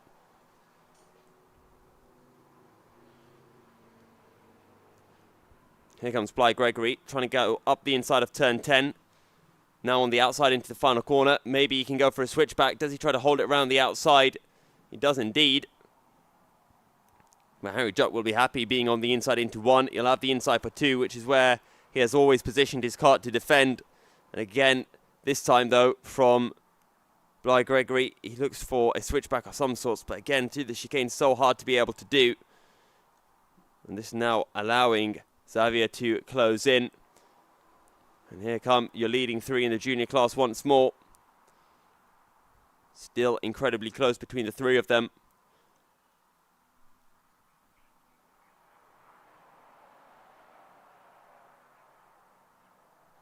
Penultimate lap of the race then for our juniors.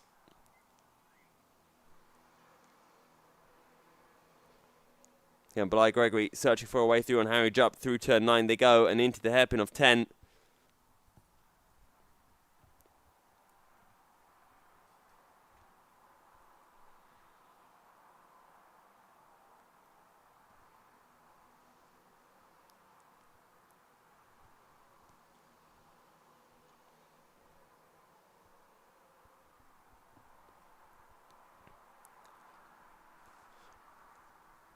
Jacob Kent last time around, 60.6 fast lap, a 59.6. Alexander Karadzov very close to making his way into the 59s, and does indeed do so that time around, a 59.8.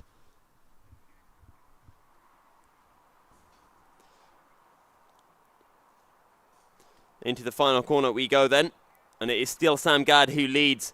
And Ellis Owens is now starting to look for a way through, has a little think about the inside into turn 1. This is the closest Ellis Owens has been to the back of Sam Gadd all race long. Is practically riding on Sam Gadd's bumper, heading through the chicane. And maybe it might even be Matthew Swatton who takes advantage of these two squabbling to take the race win. I can literally see any of these leading 3 picking up the B final win. Through turn 5 they go. And still nose to tail. Ellis Owens looking to the right, but that's just going to be the outside into National. Has to sit behind. You need to get the run coming out of National on to the back straight. And does Ellis Owens get it? I don't think he has, so they're still nose to tail. Maybe ascend into turn 10. That's the only real opportunity. Matthew Swatton's up the inside of Ellis Owens. Through turn 9 they go. Owens has the inside. Does he outbrake himself? No, he gets it parked on the apex beautifully. Matthew Swatton has his hand up, but that was perfectly fair from Ellis Owens. Either way, it is Sam Gadd who will take the B final victory ahead of Ellis Owens and Matthew Swatton. William Hayter will come home in P4. And P5 will be going the way of Liam Weatherall. And what's happening in the battle just behind? Bly Gregory has been able to find his way through on Harry Jupp. And then he is Xavier just behind, if I'm not mistaken. And here is Jacob Kent, who has been able to close into the juniors over this race distance. Not overtake them, though. Either way, Jacob Kent will take a B final race win. And then it will be Alexander Karadzov to take home second ahead of Tyler Rickard. And with that, we are going to have a short break, and we'll be back in a few minutes' time then for our Cadet and Junior A Finals.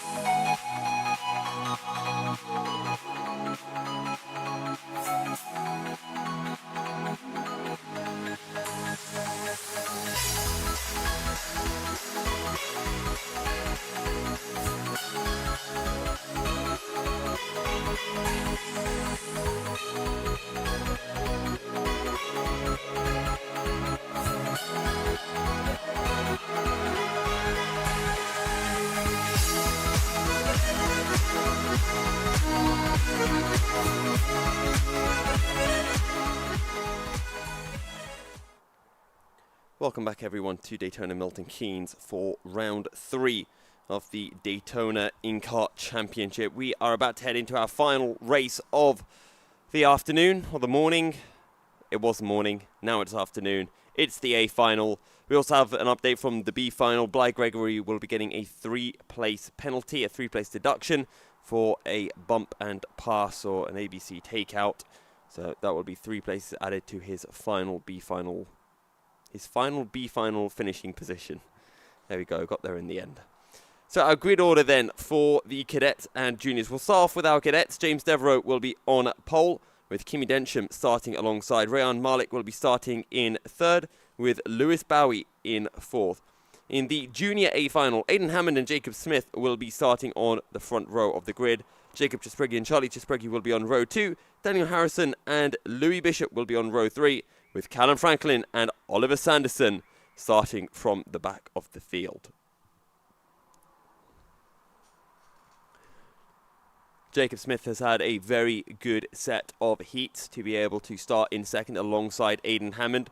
I'm sure the Chespregis will be eager to get past Jacob and prevent Aidan Hammond from stretching out a lead at the front of the field. Aidan Hammond had an absolutely phenomenal 2nd heat, or our 3rd heat, picking up a fast lap time of a 57.831, which I think might very well be an INKART record, because that is incredibly quick. I'll have to look back through and see what the likes of Alfie O'Brien did last year, because I think he probably has the current record. But 57.8 is incredibly quick for a junior kart. Only driver to get into the 57s. The Chespregis were able to get into the 58. So was Callum Franklin, a 58.8. He's starting from further down the order after a couple of incidents in his 2nd heat, in heat 4 of the day. Has been able to squeeze his way into the A final, courtesy of that lap time that he did set. And he'll be looking at getting past Louis Bishop and Daniel Harrison as quickly as possible. Daniel Harrison, another driver, got involved in that incident in heat 4. Could have otherwise been starting in front of Charlie Chespregi, maybe actually even in front of Jacob Chespregi and Jacob Smith on the front row of the grid. So Daniel Harrison is going to be another driver who will be looking at clambering up through the order. And then in that cadet final, James Devereaux currently 3rd in the championship, 5 points behind Rehan Malik. But after the set of results that we've had, he is now 3 points behind Rehan Malik. Kimi Densham is currently sitting 5th in the championship, but will close in onto Jacob Kent after making it into the A final, while Jacob Kent was in the B final. Lewis Bowie running 2nd in the championship, but would have dropped to being, well, I think 3 points behind James Devereaux after these heat results. So effectively, James Devereaux is 2nd in the championship. Rehan Malik still leaves, and Lewis Bowie is 3rd in the championship in front of Jacob Kent and Kimi Densham.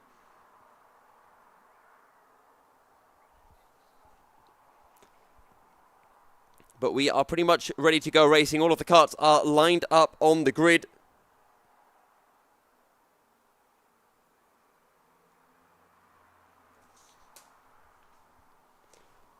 And it is eyes on the lights as Aidan Hammond will be looking at picking up his 2nd A final win of the season.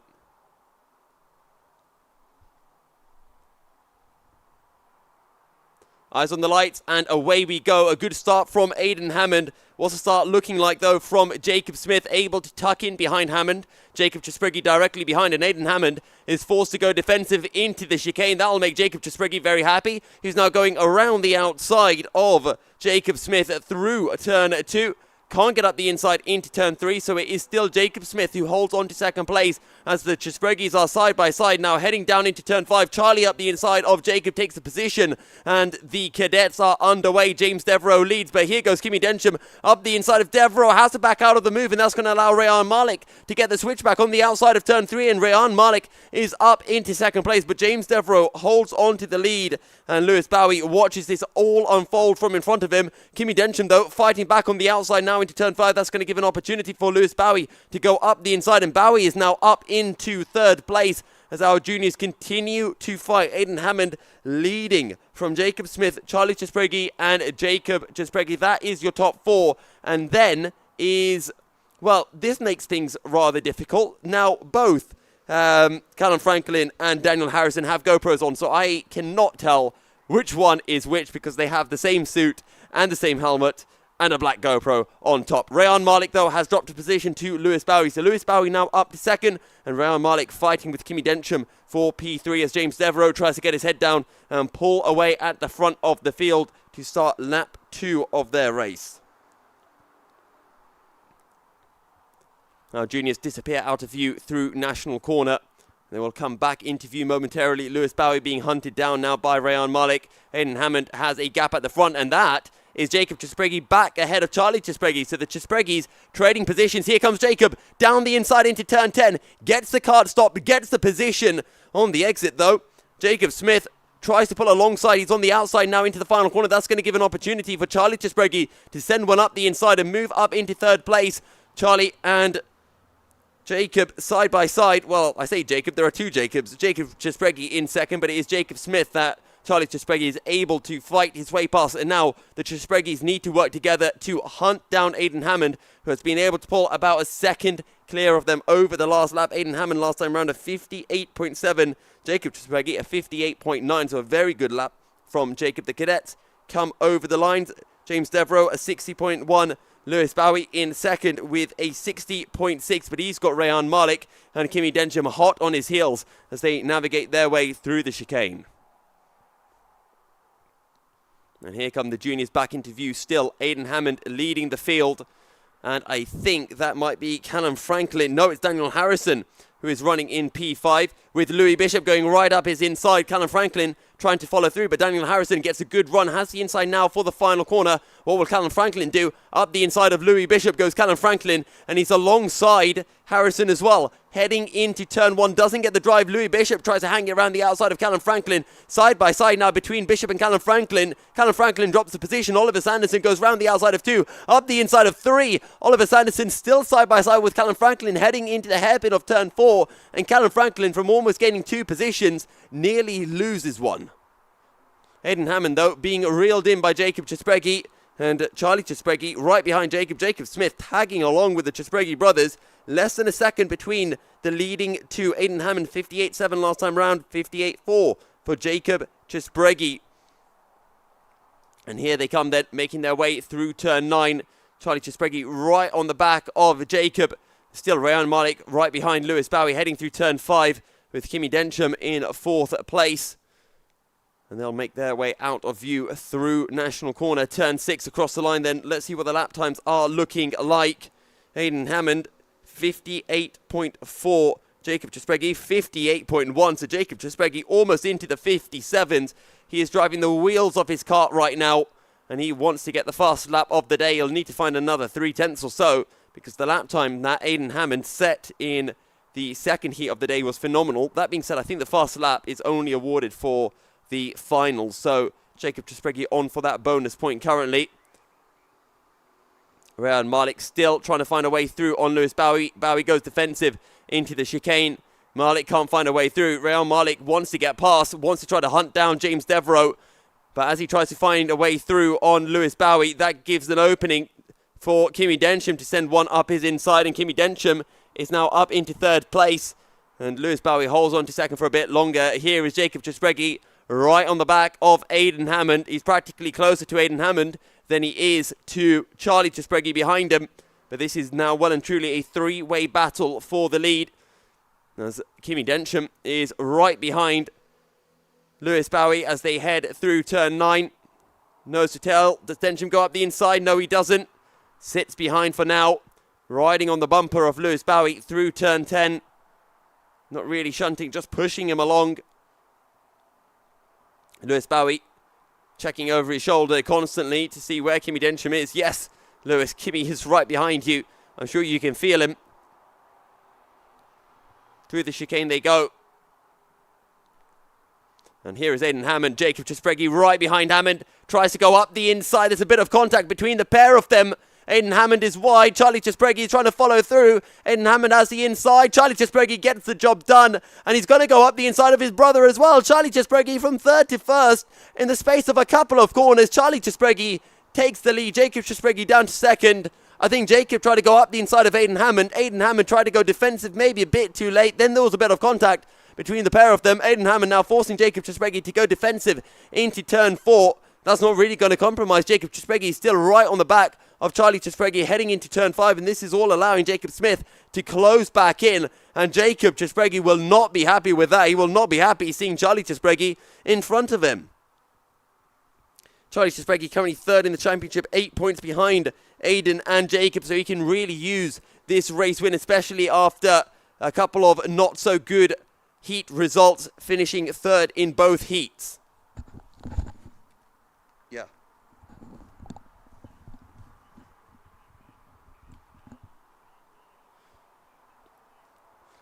Jacob Chesbreggy now defending from Aiden Hammond, who tries to go up his inside, and I've just been informed by race control that the move between Jacob Chesbreggy and Aiden Hammond was deemed unfair, and Jacob Chesbreggy is going to be getting a 1-place penalty for that incident into turn 10 as he fights with Aiden Hammond through the chicane, holds off Aiden Hammond, and I'm sure Charlie will be very happy that his brother is keeping Aiden Hammond at bay. Remember, Charlie needs to pick up some big points because he's lost 6 points to Aiden Hammond, I think. From the heats alone, Aiden Hammond winning both heats, Charlie coming in third both times. Lewis Bowie still ahead of Kimi Densham and Rayan Malik heading through the chicane. Rayan Malik goes wide, keeps it out of the tyre barriers, which is the main thing. He can now try to hunt down Kimi Densham once again. In terms of fast laps, James Devereaux 59.893, 59.985 for Lewis Bowie, Kimi Densham 60.007, and Rayan Malik a 59.924. But right now, this is practically perfect for James Devereaux as he tries to hunt down Rayan Malik in the championship. He's currently looking at taking about 4 points out of Rayan Malik as Kimi Densham thinks about having a go up the inside of Lewis Bowie. No way through there. Has to sit behind for now. I think as things currently stand, James Devereaux will be taking the lead of the championship from Rayan Malik, and then Lewis Bowie will be about a couple of points further behind, maybe 1 point behind. It is that close between the top 3 in the INKART Cadet Championship. Charlie Chesbreggy has Jacob Chesbreggy alongside. They're side by side now heading into the kink that leads into the final corner. Jacob Chesbreggy on the outside. Aiden Hammond goes up the inside. Bit of contact with Jacob, and Jacob would have seen his position penalty, and I'm sure he'll know it's for that incident with Aiden Hammond a few laps ago. But nose to tail are the Chesbreggy brothers as they head through the chicane. I really want to give a shout out to Jacob Smith for sticking with these leading trio. This has been an inspired drive from Jacob Smith. A fastest lap of a 58.4. Charlie Chesbreggy, a fast time of a 57.898. I don't think that's faster than Aiden Hammond. Aiden Hammond did a 57.7. Jacob Chesbreggy has managed a 57.9. Or maybe the Chesbreggy brothers need to work together for a few laps just to pull away from Aiden Hammond and then battle. But, well, Jacob Chesbreggy will be happy to work together because he is now in front of Charlie. So that probably happened down into National Corner. But Jacob Chesbreggy is now leading in the junior class. Remember, he has a position penalty for the contact that he had with Aiden Hammond. So the best that he can finish is second, but he can still get that second place and he can still pick up a fastest lap as well. Through turn 1 they go. And it is still Jacob Chesbreggy ahead of Charlie and then Aiden Hammond. 58's being put in by all of them. Jacob Smith with a 58.5, the quickest of the quartet that time round. But that is because the leading two were squabbling and changing positions. Louis Bishop is in 5th ahead of Callum Franklin, then Daniel Harrison and Oliver Sanderson. Callum Franklin right on the back of Louis Bishop as Rayan Malik. He is right alongside Kimi Densham heading into the final corner. Doesn't want to stay alongside heading into the kink. Decides to back off and slot in behind as Lewis Bowie continues to look over his shoulder to see where Kimi Densham is. And he's still right there. James Devereaux has been kind of maintaining that 2 or so second gap that he has to Lewis Bowie. Is currently sitting at 3.1 seconds. Here, though, comes Jacob Czespregi through the final corner. He puts his head down. Charlie Czespregi still right on him. 58's being set by all three of them. 58.9 by Jacob Smith. And here comes Louis Bishop with Callum Franklin right behind him. So Callum Franklin in the yellow cart. And it is a red cart for Daniel Harrison. So I have now found a way to separate the two of them, thankfully.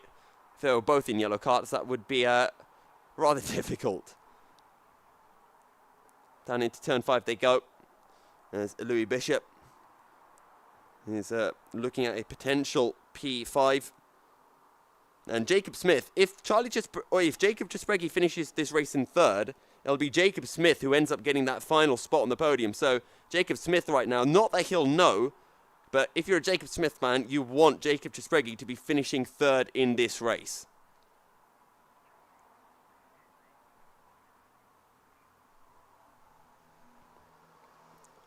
Through turn 1, still Jacob Czespregi from Charlie Czespregi and Aidan Hammond lapping in the low 58s that time round. Jacob Smith, 58.4. You can't fault that lap time, but he just can't close in. He's lacking those 1/2 a lap that he needs to close in. As Louis Bishop's on the outside of Callum Franklin. Callum Franklin can't take the position. That's going to allow Daniel Harrison into the mix. But Daniel Harrison can't pull up alongside Franklin into the left-hander of turn 4. Has to sit behind once more. Kimi Densham has fallen back from Lewis Bowie, so I'm guessing Densham and Malik have been battling rather furiously on this lap.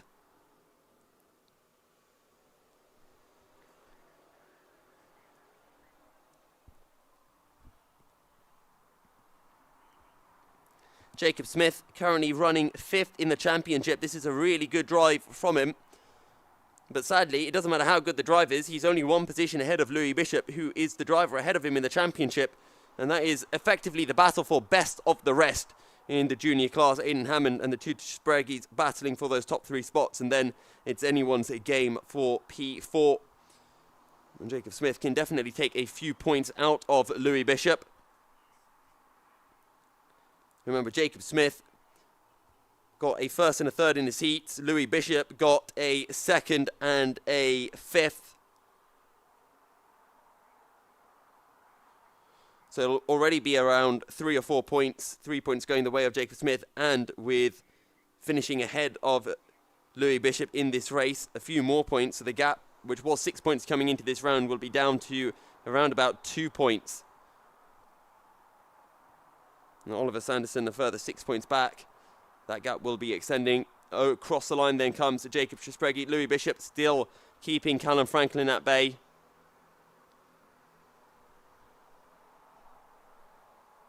Now Oliver Sanderson right behind Daniel Harrison. And Oliver Sanderson gets the exit out of the final corner. Up the inside of Harrison he goes.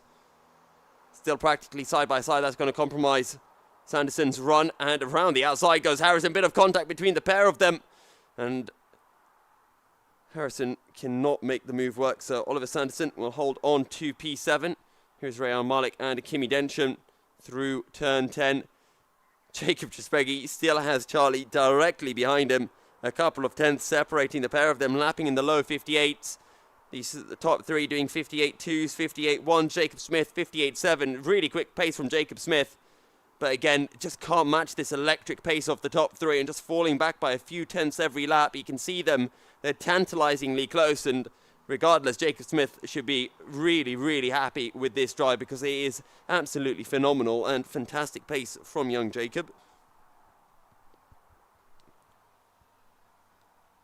Here is Louis Bishop and Callum Franklin as Oliver Sanderson has now got the move done on Daniel Harrison. And those points can be so vital for the championship once you get to the final few rounds.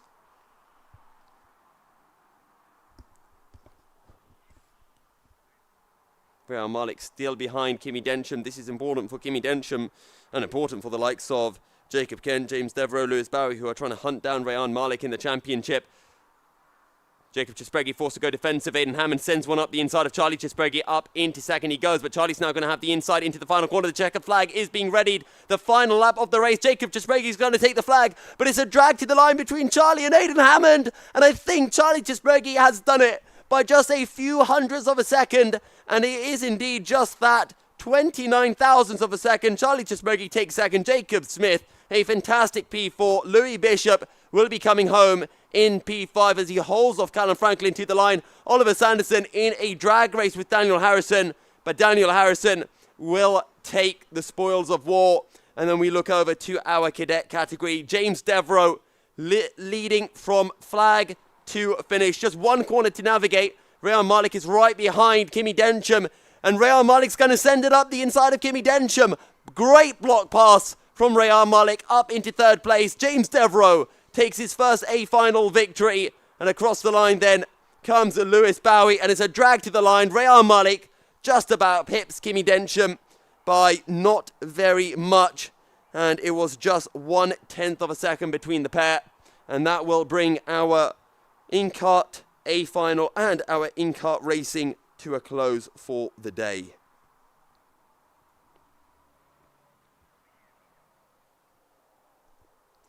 Well, that was some very exciting battling that we saw out on circuit, but that is all that we do have time for. So if you're watching on the YouTube stream, thank you very much for tuning in. And if you are here at the circuit, I'll be seeing you all up in the pavilion for driver's presentation in about 10 to 15 minutes.